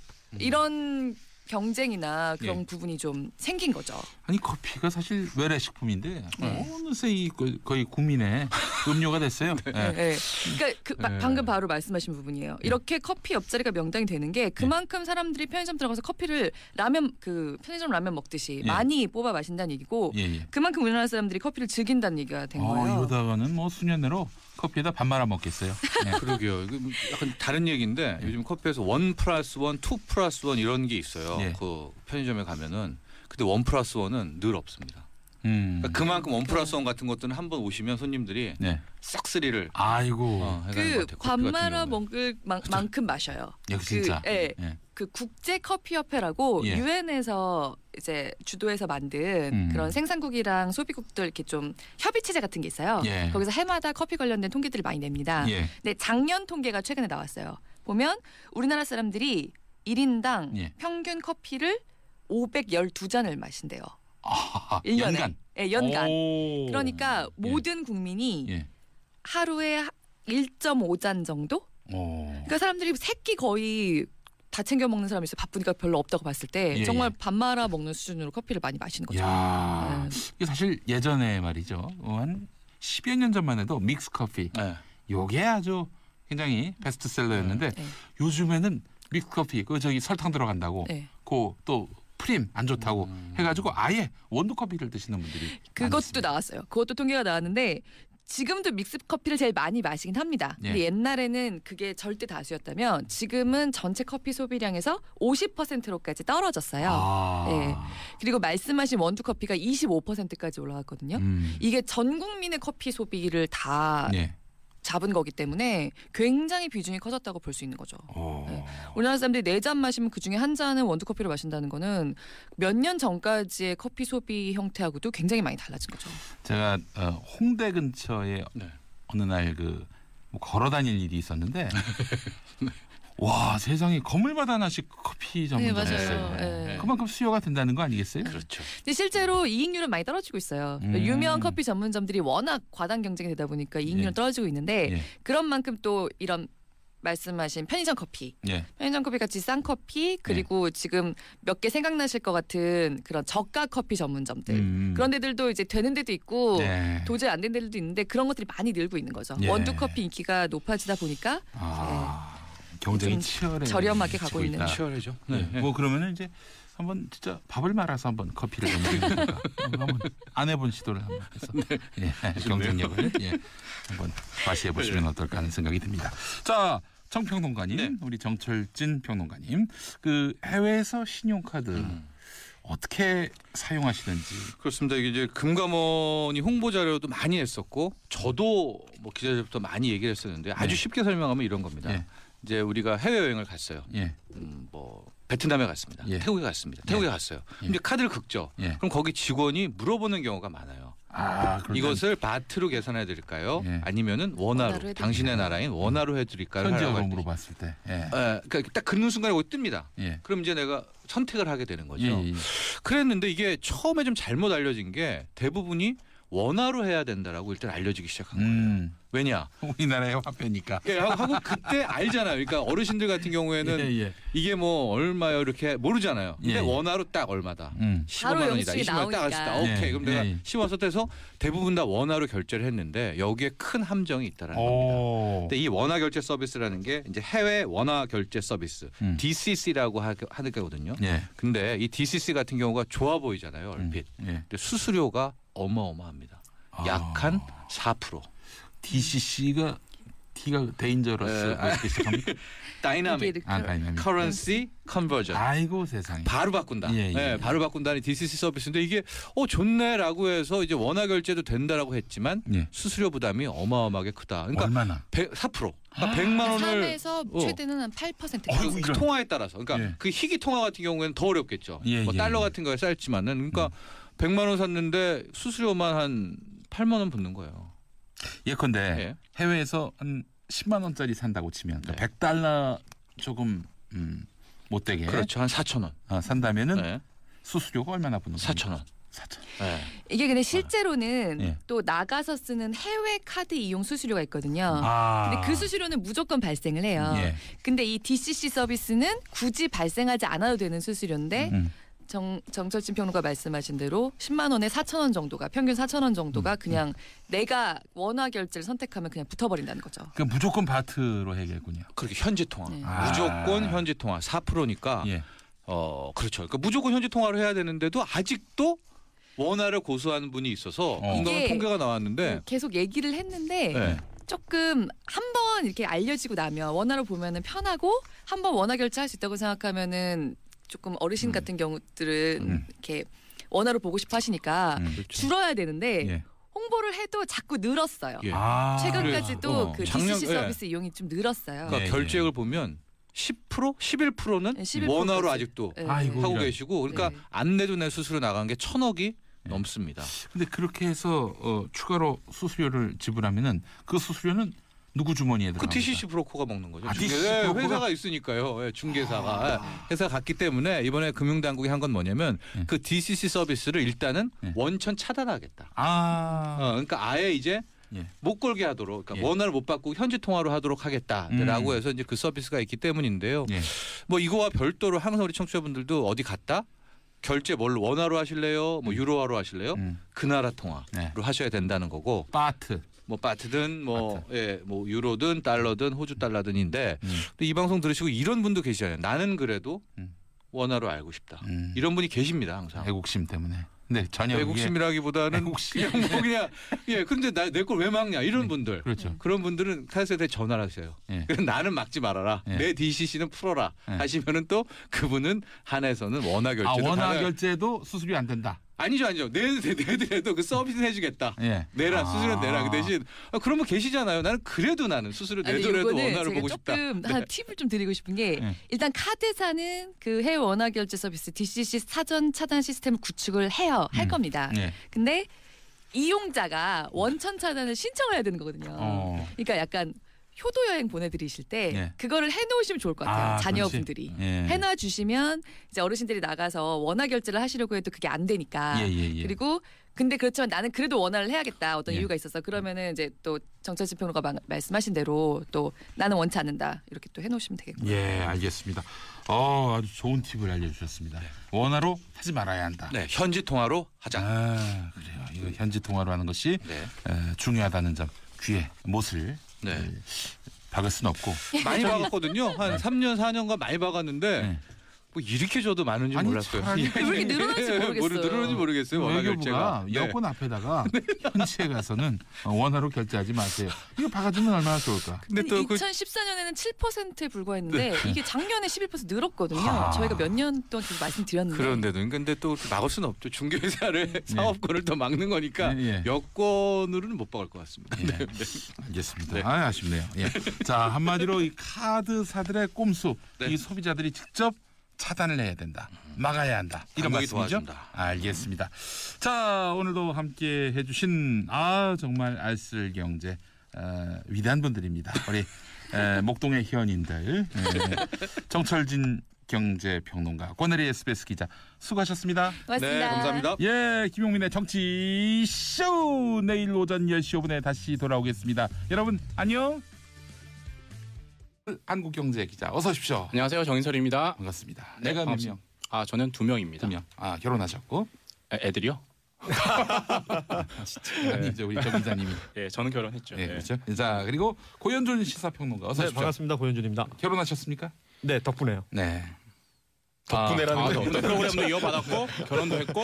야, 고현준 씨는 내가 봤을 때 결혼한 다음에 만난 것 같아요. 자, 그리고 우리 김남국 변호사님 어서 오십시오. 네, 안녕하세요. 김남국 변호사입니다. 네, 애가 몇 명입니까? 애가 빵명입니다. 빵명. 결혼했습니까? 오해하시면 안 되는데 저 정말 미혼입니다. 나가세요. 아빠들의 왕수인데 정말 미혼입니다. 대신 아빠 오라 그러세요. 아버지. 네, 아버지 오라 그러세요. 예. 자, 무자격자가 오늘 무면허. 예비 아빠 자격으로 예비 제가 아빠니까요. 나왔습니다. 예비 아빠. 네. 예비 아빠는 되고 싶으신 거예요? 아빠는 되고 싶으신 거예요? 올해 제가 꼭 결혼을 하고요. 올해까지 꼭 출산을 하는 걸로. 예. 와우. 네. 다 준비됐나 본데요. 바쁘겠어. 지금 준비됐나 본데요. 그러려면 사실은 지금 이제 사귀고 있는 여자가 있거나 결혼할 여자가 있어야 되는데 만나는 분이 없으세요? 없습니다. 게다가 무슨 자신감이죠? 그 속도 위반을 지금 공언하고 있는 거예요. 이미 뭔가 준비되고 있습니다. 올해 좋은 성과 있기를 기대하겠습니다. 자, 그래 우리 고현준 시사평론가. 네. 고현준의 뉴스 브리핑. 매일 아침 6시 20분부터 7시까지 여러분과 함께하고 있습니다. 네. 저도 함께하고 있습니다. 김영민의 뉴스 브리핑 시절보다는 많이 캐주얼해졌다라는 평을 받고 있죠. 그때는 좀 이렇게 나긋나긋하게 그냥 쭉 읽기만 하셨잖아요. 요새 그냥 좀 장난도 좀 치고요. 같이 출연해주신 성우분하고 얘기도 좀 하고 그러고 있습니다. 그 외화 내빈이라는 얘기가 있어요. 외화 내빈. 아까 영어는 틀리시던데 지금 한자어 쓰시는 거예요? 동양문화권이라서. 그것도 들으셨어요? 그럼요. 나 이거 정말 레인드랍스가 불러주셨다고. 내가 기분이 나빠서 레인드랍스라는 팀을 만들려고 합니다. 앨범도 내려고 그래요. 나쁘지 않네요. 아무튼 오늘 컨디션이 별로 안 좋아 보이시네요. 이제 햄을 잘못 먹어서 상한 햄을 드셨다. 그렇습니다. 아무거나 주워 먹고 그러지 마세요. 제가 사실은 이제 그 음식물 쓰레기는 안 된다. 이거는 최소화해야 한다. 애국적, 공공적 그런 결의를 늘 마음속에 품고 살고 있습니다. 그런 삶을 사셔야죠. 어제 특히 또 뭐 이렇게 다양한 인연이 있는 MB께서 점심엔 설렁탕, 저녁엔 곰탕을 말아 드셨고. 그래요. 또 그분은 국밥이 생각이 납니다. 많이 말아 드시니까요. 아직 나는 배가 고프다. I'm still hungry. 그건 스팅크였군요. 그 정신에서 햄을 드신 거예요? 그렇습니다. 알겠습니다. 곰탕, 설렁탕, 쇠고기 계열이군요. 그렇죠. 예전에 BBK 특검 때는 꼬리곰탕 드셨대요. 그래요? 쭉 말아 드셨더라고. 그러네요. 진짜 그러네. 이 소고기 계열로. 알겠습니다. 자, 오늘 MB 얘기부터 해야 될 것 같습니다. MB가 오늘 새벽에 검찰청사에서 나왔죠. 자, 6시 때 나왔는데 6시 25분. 네. 근데 보니까 말이죠. 그 6시간 동안 조서를 확인한 건데 그러면 이게 굉장히 길게 확인한 거겠죠? 김남국 변호사님. 네, 일단 검찰에서는 자정 전에 조사를 끝내야겠다라고 생각한 것으로 보이고요. 실제 박근혜 전 대통령 때도 12시 전까지 수사를 마무리를 했고 박근혜 전 대통령도 뭐 조서를 읽는데 거의 7시간 가량 걸렸다라고 지금 이야기를 하고 있기 때문에 이명박 전 대통령도 적어도 본인 진술에 한해서는 꼼꼼하게 답을 했던 것으로 보이고요. 또 사실은 조서를 읽다 보다 보면 본인이 답변한 의도와 좀 다르게 조서가 작성된 경우가 있을 수 있거든요. 사실 검찰에서도 부장검사가 굉장히 꼼꼼하게 말하는 그대로 적으려고 노력을 했을 것임에도 불구하고 약간 미묘하게 달라진 그런 부분 아마 꼼꼼하게 좀 봤던 것으로 보입니다. 그 조서 때 콜록콜록 뭐 이런 것도 들어갑니까? 네. 가로 열고 가로 닫고 이렇게 그렇죠. 해주시는 그 검찰 수사관도 있고요. 그런 거 적지 않은 분도 있고. 근데 의성어, 의태어 이런 게 들어가요. 예컨대 뭐 어디서 화를 냈다라고 하면 여기서 강하게 화를 냈다라고 하면서 표현을 적기도 하고요. 또 심지어는 변호사가 끼어들어가지고 이의 제기를 하면 그냥 그거 적지 않은 분들도 있는데 조금 좀 까탈스럽거나 까다로운 그런 검찰 수사가 만나면 이거 적습니다 하면서 다 적어버리는 경우가 있거든요. 네. 그렇군요. 예. 그러니까 왜 그런 걸 적냐면 이 검찰 조서는 사실은 그냥 단답형의 문답이다 보니까 이걸 읽는 판사나 법정에서 있는 판사는 그 분위기라든가 어떤 태도로 말을 했는지 피의자의 어떤 이런 거를 읽을 수가 없어요. 그래서 그거 그대로 전달하겠다라는 그런 취지인 것 같아요. 영상 기록도 했잖아요. 네. 그럼 영상 기록 그건 누가 보는 겁니까? 영상 기록도 역시 마찬가지로 열람을 해서 법정에서 판사들도 볼 수 있고 변호인들도 볼 수가 있는데요. 사실 이번에는 굉장히 이례적이었어요. 박근혜 전 대통령은 동의를 아예 즉시 안 한다라고 했는데 이명박 전 대통령은 한다라고 했는데 사실은 이명박 전 대통령 생각해 보면 이게 부담이거든요. 역사의 기록이기 때문에 수사 자료로 계속 남는데 이것을 동의했다라고 하는 것은 아마 이명박 전 대통령이 이 검찰을 불신한다, 믿을 수가 없다라는 측면에서 동의를 한 것으로 보여요. 그러니까 이것을 녹화를 한다라고 하는 것은 수사받는 피의자도 부담이 있지만 수사를 하는 검찰도 역시 조심할 수밖에 없는 거거든요. 그러니까 검찰로서 이명박 전 대통령은 추궁하지 마라, 압박하지 마라, 무리한 어떤 추궁이나 이런 거 하지 말라. 적어도 내가 하는 이야기 그대로 적고 그 이상의 무엇인가를 하지 말라라는 그것을 이용하기 위해서 오히려 동의한 것으로 보여요. 검찰이 강하게 압박하는 식으로 해서 전 도무지 이해를 할 수가 없어요. 그렇죠. 이분이 원래 또 비즈니스에 대한 어떤 그런 욕심이 있으셨던지 뭐 이렇게 한식 사업도 하신다고 해서 거하게 또 하시지 않았습니까? 아이고, 이건 법 앞에는 만인이 평등합니다. 이제 이 점, 이 원칙은 모든 고려, 모든 판단에 우선하는 것임을 분명히 국민들은 경고하고 있습니다. 자, 다음 소식 한번 살펴볼까요? 이 MB 수사 관련해서 이것만 말씀을 드려야 될 것 같아요. 이명박 전 대통령에 대한 이제 검찰 수사 관련해서 청와대가 오늘 오전에 입장을 내놨는데요. 이거는 뭐 이 수사 관련해서 검찰 수사 관련해서는 청와대가 개입할 여지도 없고 개입하지 않겠다는 게 문재인 대통령의 입장이라고 밝혔습니다. 사실 이건 뭐 당연한 얘기죠. 청와대 핵심 관계자는 기자들과 만나서 이 전 대통령 수사에 대한 입장을 묻는 그 질문에 검찰 자체 판단과 수사 결과에 맡기겠다고 말했습니다. 알겠습니다. 자, 그리고 다음 소식. 정의용 실장이 오늘 귀국을 했습니다.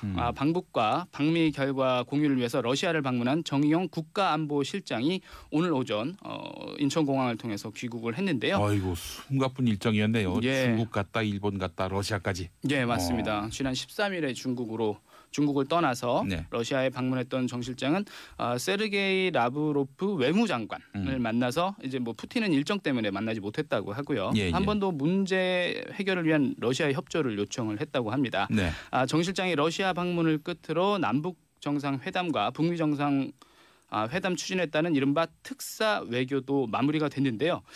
이제 그러면 그 문재인 대통령은 오늘 오후에 방중 방로 결과 보고를 받고 곧바로 남북 정상회담 준비에 나선다는 계획입니다. 이제 준비위원회가 있거든요. 그래서 먼저 이제 남북 정상 간 한라인 구축에 좀 나설 예정이고 정상회담 준비를 위해서 고위급 회담을 개최를 언제 할 것이냐 그리고 또 의제는 뭘로 할 것이냐 이런 논의를 할 예정입니다. 그래서 준비 인선이나 조직도 일정은 오늘 오후에 발표를 한다고 하고요. 일단 임종석 대통령 비서실장을 위원장으로 해서 통일외교안보부처 중심으로 꾸려진다는 계획을 갖고 있네요. 잘 나가다가 렉스 틸러슨 미국 국무장관이 트위터로 해임되고 나서 미국이 이 북미 정상회담 때 어떻게 나올지 걱정하는 분들이 많이 생겼어요. 그 오히려 지금 새로 수장에 오른 분이 트럼프 대통령하고는 오히려 좀 호흡이 좀 잘 맞는 부분이고 그래서 이제 미국 측에서도 이제 실제 업무를 담당하는 분들이 오히려 좀 이제 더 가속화되지 않겠느냐. 그러니까 트럼프의 마음이 중요하다. 그렇죠. 어떻게 보면 이제까지 계속해서 트럼프는 쇼맨십이 또 강한 인물이고. 그렇죠. 또 뭐 하여튼 트럼프의 뜻에 부합하지 않은 그런 발언을 한다든지 행동을 하면 또 트위터로 해고되겠죠. fire. 알겠습니다. 자, 박수현 전 청와대 대변인 이번에 그 더불어민주당 충남지사 후보가 되려고 했는데 사퇴했어요?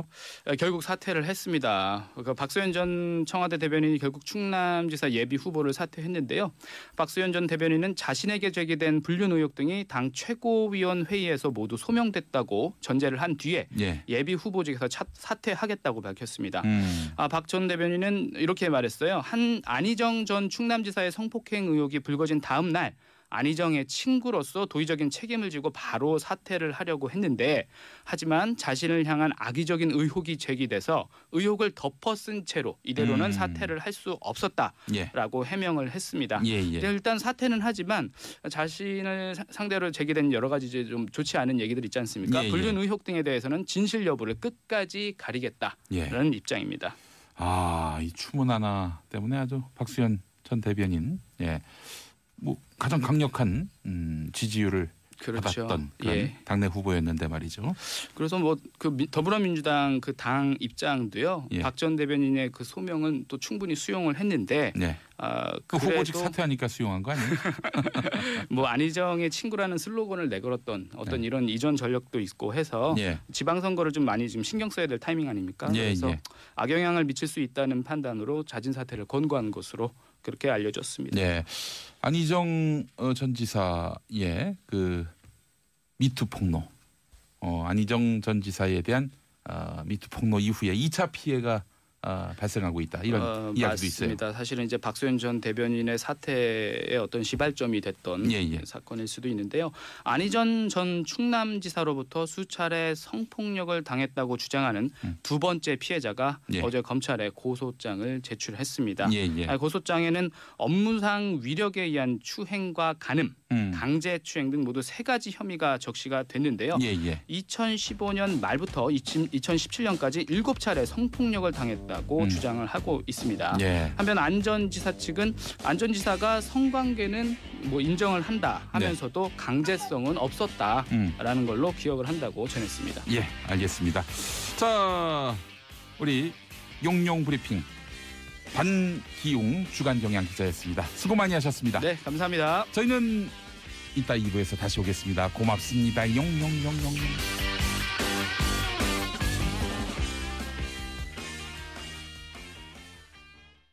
김용민의 정치쇼 2부로 넘어왔습니다. 아빠의 눈높이에서 아빠들의 시선으로 왕수다를 떨어주실 세 분 만나보겠습니다.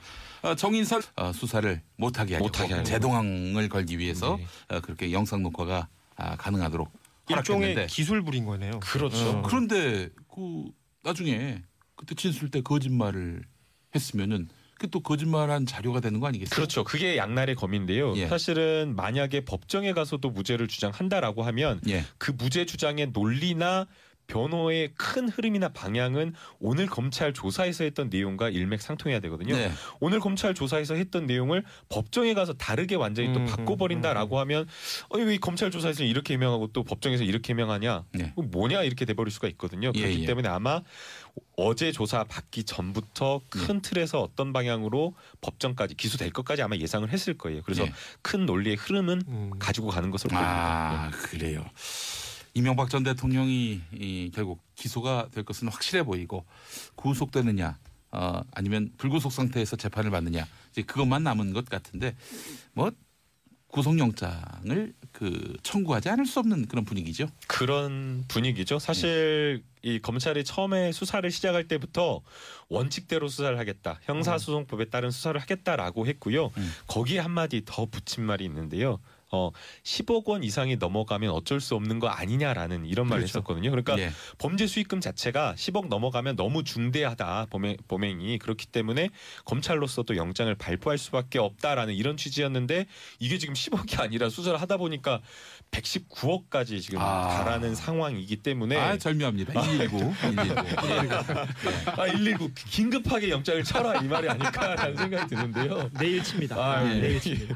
그래 그런 상황에서 또 대부분의 혐의를 다 부인하고 있기 때문에 형사소송법에 따르면 이거 영장을 칠 수밖에 없는 그런 사안으로 보입니다. 하나하나 좀 사안을 들여다보면 다스는 내 것이 아니다. 계속 이렇게 주장한 모양이죠.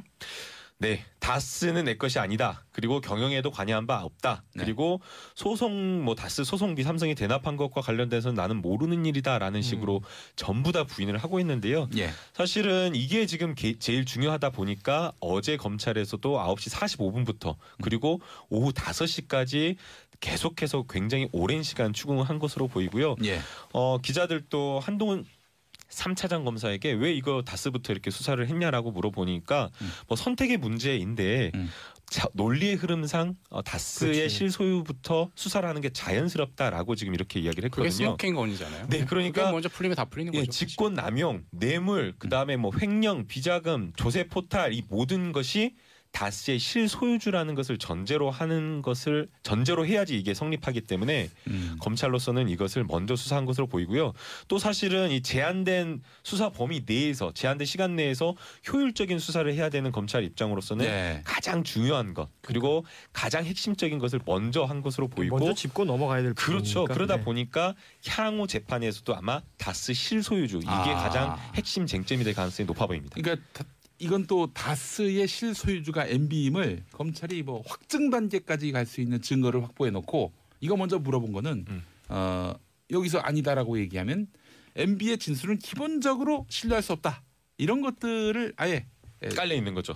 깔기 위해서 기초로 두기 위해서 그렇게 먼저 물어본 것이 아닌가 하는 생각이 드는데요. 아니다 부인하다라고 당연히 전제하고 모든 조서를 꾸몄을 거고 그 시나리오대로 했을 때 딱 시간이 한 14시간 정도 나왔을 거예요. 그래서 9시 반에 출두해라 해서 11시에 딱 끝내고 이른 시간까지 다 감안한 거죠. 박근혜 전 대통령이 다 학습을 했잖아요. 그 검찰 조사를 받아보신 적이 있으신지? 없습니다. 우리 변호사님이야 뭐 본인이 피의자일 경우는 거의 저는 없었고. 있어요. 저는 있습니다. 기자님 있으시고 검찰 조사를? 네, 검찰 조사를 받았죠. 무슨 죄명이었어요? 특정범죄 가중처벌법 위반혐의? 그렇게 큰 인물이 되지 못해요. 저는. 어떤 거? 보통 기자님들은 관리비 횡령 관련해서 아파트 관리비 횡령 관련해서 제가 고소인 쪽, 고소인 고발인 쪽에서 제가 했었죠. 전 예전에 노동조합 하면서 우리 사장님을 너무 희화화해가지고 명예훼손으로 그때도 욕했어요? 욕은 안 했지. 욕 안 하십니다 이제. 드라마 패러디 이런 걸로 했는데 하여튼 굉장히 불쾌하셨나 봐요. 아무 일도 아니게 됐는데 문제가 났죠. 세상에 전날부터 검찰 간다고 하니까 바들바들 떨었던 거예요. 너무 부끄러웠던 흑역사인데 근데 재미있는 게 뭐냐면 조사받을 때 보니까 문답으로 해서 이 조사 시간이 다 채워지는 게 아니라 문 하면 답을 하면은 이 받아치는 거. 그렇지. 받아치는 게 한 1,5배 되더라고요. 그래서 얼마나 지루하든지. 그 경찰 조사도 마찬가지죠. 그래서 제가 그때는 이제 이 휴대폰으로 게임을 하면서 조사를 받았던. 그럼 또 경찰관님이 혼낼 텐데. 혼내지 않으셨어요? 아니 몰래 했죠. 몰래. 몰래. 절묘하게. 혼내기 쉽지 않은 몽타주잖아요. 샵 1035로 여러분들 문자 보내주고 계십니다. 짧은 문자는 50원, 긴 문자는 100원인데요. 이미라님 빨리 나가라고 저에게 얘기하셨습니다. 많은 분들이 걱정해 주시네요. 김민선님 상한햄이요. 아이고 큰일 나요. 햄 상하면은 무서운 독소 생김. 무서운 독소가 생긴다고 합니다. 예전에 젊었을 때는 이런 거 다 드셨다고 저희한테 조금 전에 자랑하셨어요. 제가 그 냉장고에 넣으면 과연 무엇이 상하겠는가 이런 마음으로 보름된 햄을. 냉장고를 너무 믿으시는 분들이 맹신을 했어요. 맹신. 냉장고 안에서도 상해요. 그래서 그 햄에 꽃이 핀 줄 몰랐어요. 그거 먹었다가 실려간 적이 있었습니다. 진짜. 김용민의 정치 쇼. 안녕하십니까. 대한민국 시사 토네이도 김용민의 정치쇼 김용민입니다. 자, 지금 이 시각 2018년 3월 15일 목요일 아침 10시 5분 30초 여러분이 가장 많이 찾아본 실시간 검색어, 즉 여러분의 관심사 들여다보겠습니다. 먼저 스티븐 호킹. 루게릭병을 앓았던 세계적인 물리학자지요. 별세했습니다. 온몸이 천천히 마비되는 게 루게릭병이라고 하는데 1-2년밖에 못 살 것이라는 이 병 선고를 받고도 호킹 박사 무려 55년을 더 살았습니다. 그에게 움직일 수 있는 신체 기관은 손가락 2개뿐이었지만 전 세계는 호킹 박사에게 큰 빚을 지고 말았습니다. 자신에게 가장 중요한 업적이 뭐냐는 주위 질문에 희망을 잃지 않는 것, 이렇게 답했던 호킹 박사. 그 승리의 삶에 경의를 표합니다. 이어 다음 검색어도 연관 검색어를 할 수 있겠죠. 패럴림픽 아이스하키 오늘 낮 준결승전 사상 첫 메달이 가능할지 또 하나의 드라마를 기대합니다. 다음은 MB 21시간 조사. 이명박 전 대통령이 오늘 새벽 6시 때에 검찰 조사를 마치고 귀가했죠. 조서 내용 확인을 뺀 순수 조사 시간은 14시간 정도 됐다고 합니다. 자, 하지만 전면 부인 이 넉자로 요약할 수 있는 조사였다고 하는군요. 네, 김용민의 정치쇼 레인드롭스의 Keep Falling on My Head 듣고 오겠습니다. 김용민의 정치쇼 1부. 네, 레인드롭스의 Keep Falling on My Head 듣고 왔습니다. 레인드롭스 5집까지 낸 그 중견 가수예요. 89년에 그렇죠. 10대 가수였고. 예. 명반에도 올라 있죠. 네. 남의 조크를 예. 이삭줍기 하면 안 됩니다. 예. 웃고 넘어가야지. 네, BJ 토마스의 레인드롭스 Keep Falling on My Head인데, 예, 제가 이제 간밤에 복통을 좀 심하게 알아가지고 좀 안 좋아 보이세요. 예, 그래서 갑자기 안 읽혀지는 거예요. 그래서 실수를 했습니다. 여러분, 첫 곡은 BJ 토마스의 레인드롭스 Keep Falling on My Head. 예, 제가 이 방송 시작하기 전에 팝은 웬만하면 하지 말자. 제가 예전에 다른 프로그램에서도 한번 몇 번 이 팝송 관련한 제목 소개를 이렇게 잘못해가지고 사실은 이제 정정하면 되는데 얼마나 망신입니까? 아니 그럴 수도 있죠. 나름대로 용티 DJ인데 예. 하여간 여러분 많이 이해해 주시기 바라겠습니다. 제가 좀 오늘 몸 상태가 좋지 않습니다. 그래요. 아이고 우리 진인호님 가수가 레인드롭스인데 가수가 레인드롭스 크크 가수는 BJ 토마스예요. 압니다. 알아요. 진짜 참. 자, 지금 나와 계신 분은 용용 브리핑 맡아주실 반기용 주간 경향 기자입니다. 어서 오십시오. 네, 안녕하세요. 네, 자 오늘 또 어떤 소식부터 살펴주시겠습니까? 예, 계속해서 뭐 지금 최대 관심사죠. 그 MB 그러니까 이명박 전 대통령 소환 조사 관련된 얘기를 할 수밖에 없는 그런 상황이죠.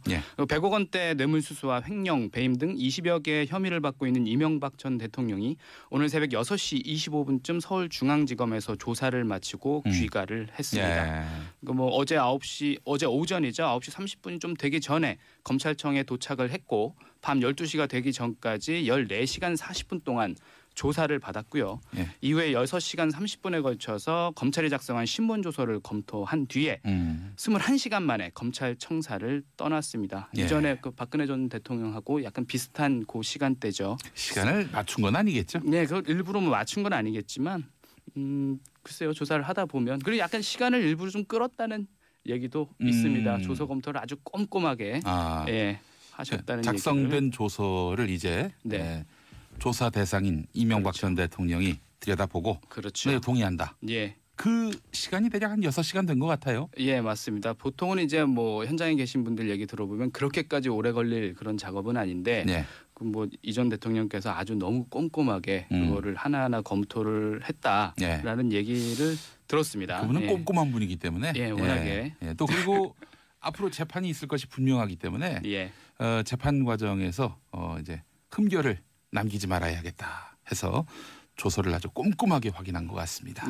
나올 때 보니까 뭐 표정도 뭐 어느 정도 좀 여유도 있고 생각보다 얼굴 좀 이렇게 형색이 좀 좋지 않으면 어떡하나 생각했는데 굉장히 뭐 번들번들 하시더라고요. 아이, 전직 대통령 하시는 분이 이 표정 관리를 안 하고 나왔겠습니까? 침통한 표정, 눈물을 흘리고 나온다? 이것 자체도 사실은 쇼인데 밝은 모습으로 나왔다는 건 애써 의연한 척을 하는 것이 아니겠나. 하여튼 꼼꼼하십니다. 근데 어쨌든 이제 예상대로요. 꼼꼼한 분답게 이제 모든 혐의는 다 부인한 걸로 나와 있습니다. 그 검찰 조사에 앞서서 이제 포토라인에 섰을 때는 심정이 참 참담하고 국민께 죄송하다고 했는데 검찰 조사에서 이제 본 게임에 들어가서는 이제 모든 혐의를 아주 전면 부인한 상황이죠. 다스와 도곡동 땅 차명재산 관련해서는 나와 무관하다. 내 소유가 아니고 경영 등에 개입한 바 없다라는 취지로 진술을 했고요. 일부 혐의에 대해서는 나는 전혀 모르는 일이고 만약에 설령 그런 일이 만에 하나 있었다 하더라도 이건 내가 모르는 사이 실무선에서 일어난 일일 것이다 라고 이제 책임을 좀 떠넘기는 듯한 진술을 한 것으로 전해졌습니다. 아이고 참 MB 이제 구만리 같은 소송의 그런 과정을 겪게 되겠군요. 그렇죠. 예, 뭐 꼼꼼한 분이시긴 한데 검찰 조사 과정에서 좀 당황한 기색도 보이셨다고 어제 뉴스를 통해서 접하셨을 텐데 검찰이 뭐 준비를 좀 많이 했다. 이런 멘트를 하면서 아니 이것까지 뭐 이런 반응도 있었다고 하죠. 이것까지 알고 있을 줄이야. 뭐 이런 반응이었겠죠. 그리고 이제 그 나름대로 그게 있지 않습니까? 이분이 좀 당황하면 나오는 버릇.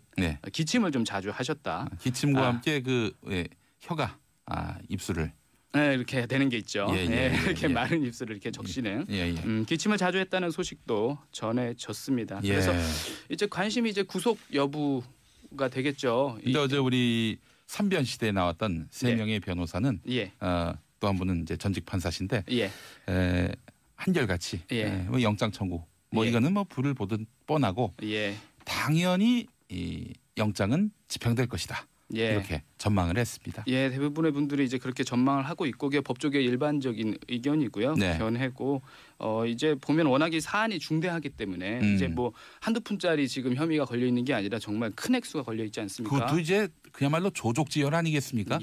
앞으로 뭐 해외 자원 관련한 그런 해외로 돈을 말하자면은 국부가 이렇게 국부가 이제 유출이 됐는데 그 국부를 가로챈 것 아니냐 이런 의혹이 제기되고 있어요. 그 중심에 대통령이 있었다라는 의혹이 상당히 크게 제기가 되고 있는 상황이죠. 그렇습니다. 그래서 이것도 역시 한번 자세히 따져보게 되면은 지금 100억은 입증할 수 있는 가장 확실한 거의 소액이다. 김어준 딴지일보 총수는 그런 얘기를 하더라고요. 거의 공과금 수준의 돈이다. 100억은 수수료 정도에 MB에게 있어서는 뭐 공과금 정도 바닥에 떨어진 10원짜리 동전 이런 규모다라고 얘기하고 있는데 그럼 뭐 검찰 수사를 통해서 또 법원 판단을 통해서 규명되겠죠. 그렇죠. 아마 이번 주 중에는 구속영장 청구 여부가 결정이 되고 청구가 될 것으로 보이고 있는 상황이다. 이제 다만 구치소에 있는 이제 박근혜 전 대통령이 변수라면 변수인데요. 왜냐하면 이제 박근혜 전 대통령이 지난 3월 31일에 구속됐고 계속 그 이후로 구속 수감 중인데 여기에 이제 이 전 대통령이 구속이 되면 전직 대통령 2명이 동시에 구치소에 수용되는 상황이 나오는 거거든요. 그런 상황이 연출이 되면 검찰 쪽에서 좀 그림이 좋지 않으니까 라는 물론 이제 그런 감옥 가야지 분석이 있는데 물론 근데 전례가 있습니다. 이전에 뭐 그 전두환 노태우 전 대통령이 1995년에 한 달 차로 95년 11월 12월에 차례로 거의 동시에 구속이 됐기 때문에 이 부분은 뭐 문제가 되지 않을 것으로 그러니까 보고 있습니다. 잘못이 없다면 감옥 가면 안 되죠. 그렇죠. 잘못이 있어서 감옥을 갈 수밖에 없다. 그럼 가야죠. 너무나 당연한 아니, 법치주의 기본 아닙니까? 법 앞에 모든 이들이 다 평등하다는 건데 왜 검찰이 그런 걱정을 하는지 모르겠어요. 이제까지는 이제 그런 너무나 당연한 그런 철칙들이 잘 지켜지지 않았던 선례를 저희가 봐왔기 때문에 이런 뭐 우려들도 나오는 것 같습니다. 알겠습니다. 자, MB 관련한 소식이 또 있어요. 네, 이런 와중에 검찰이 김윤옥 여사에게 14억 5천만 원 상당의 거액의 뇌물이 전달된 정황을 포착했습니다. 검찰은 이명박 전 대통령의 사위 이상주 변호사, 삼성전자 전무로 재직 중이죠. 이상주 씨 조사 과정에서 이팔성 전 우리금융지주 회장에 받은 금품 가운데 일부를 김윤옥 여사에게 전달했다는 진술을 확보했다고 SBS가 보도했습니다. 당초 이팔성 회장이 이 전 대통령에게 전달한 것으로 의심되는 돈의 액수는 모두 22억 5천만 원인데 앞서 검찰은 이 회장이 이상득 전 의원에게 8억 원, 이 전 대통령 사위 이상주 씨에게 14억 5천만 원을 전달했다고 기록한 이팔성 전 회장의 메모를 발견한 바 있습니다. 이상주 씨는 당초 검찰 조사에서 8억 원을 이 전 회장에게 받아서 이상득 전 의원에게 전달한 사실만 인정을 했는데 14억 5천만 원은 원래 이제 모른다. 라는 모르는 돈이다라고 얘기를 해왔거든요. 그런데 지난 11일에 이상주 씨가 14억 5천만 원 상당액을 김윤옥 여사에게 전달했다라고 말을 바꾼 것으로 알려졌습니다. 이렇게 사위가 자백을 한 셈이에요. 장모님이 받았다. 그래서 좀 상황이 좀 달라졌는데요. 이제 이렇게 되면 이 전 대통령이 직접 돈을 받은 사실을 알고 있거나 아니면 실제 돈을 전달받았을 가능성이 높은 것으로 보고 있습니다. 14억이라고 하셨나요? 14억 5천만 원. 뇌물수수 금액이 1억 원 이상이면 특정범죄 가중처벌법이 적용되는데 징역 10년 이상부터는 최대 무기징역까지 선고될 수 있습니다. 당연히 구속수사 사안이고요. 맞습니다. 자, 그래서 제가 봤을 때는 김윤옥 씨도 만약 돈 받은 게 사실이라면 뇌물이 맞다면 가셔야지. 진술이 나왔기 때문에요. 이제 검찰 수사를 당연히 피할 수 없게 된 상황이고요. 만약 이제 김 여사에 대한 그 직접 김윤옥 씨에 대한 그 직접 조사가 이제 이루어지게 되면 어떻게 되냐? 이 전 대통령 부인, 아들, 조카, 사위까지 이 전 대통령 일가 전체가 다 사법 처리를 받을 수 있는 그런 상황에 놓이게 됩니다. 예, 알겠습니다. 아니 대통령이 되면은 또 그 영부인이라는 표현 요즘 많습니다만은 대통령 부인은 다 그 밥도 공짜로 나오고 뭐 이런저런 또 저기 그 업무 수행비도 다 국가에서 대줄 텐데 왜 돈이 필요할지 왜 돈이 필요한지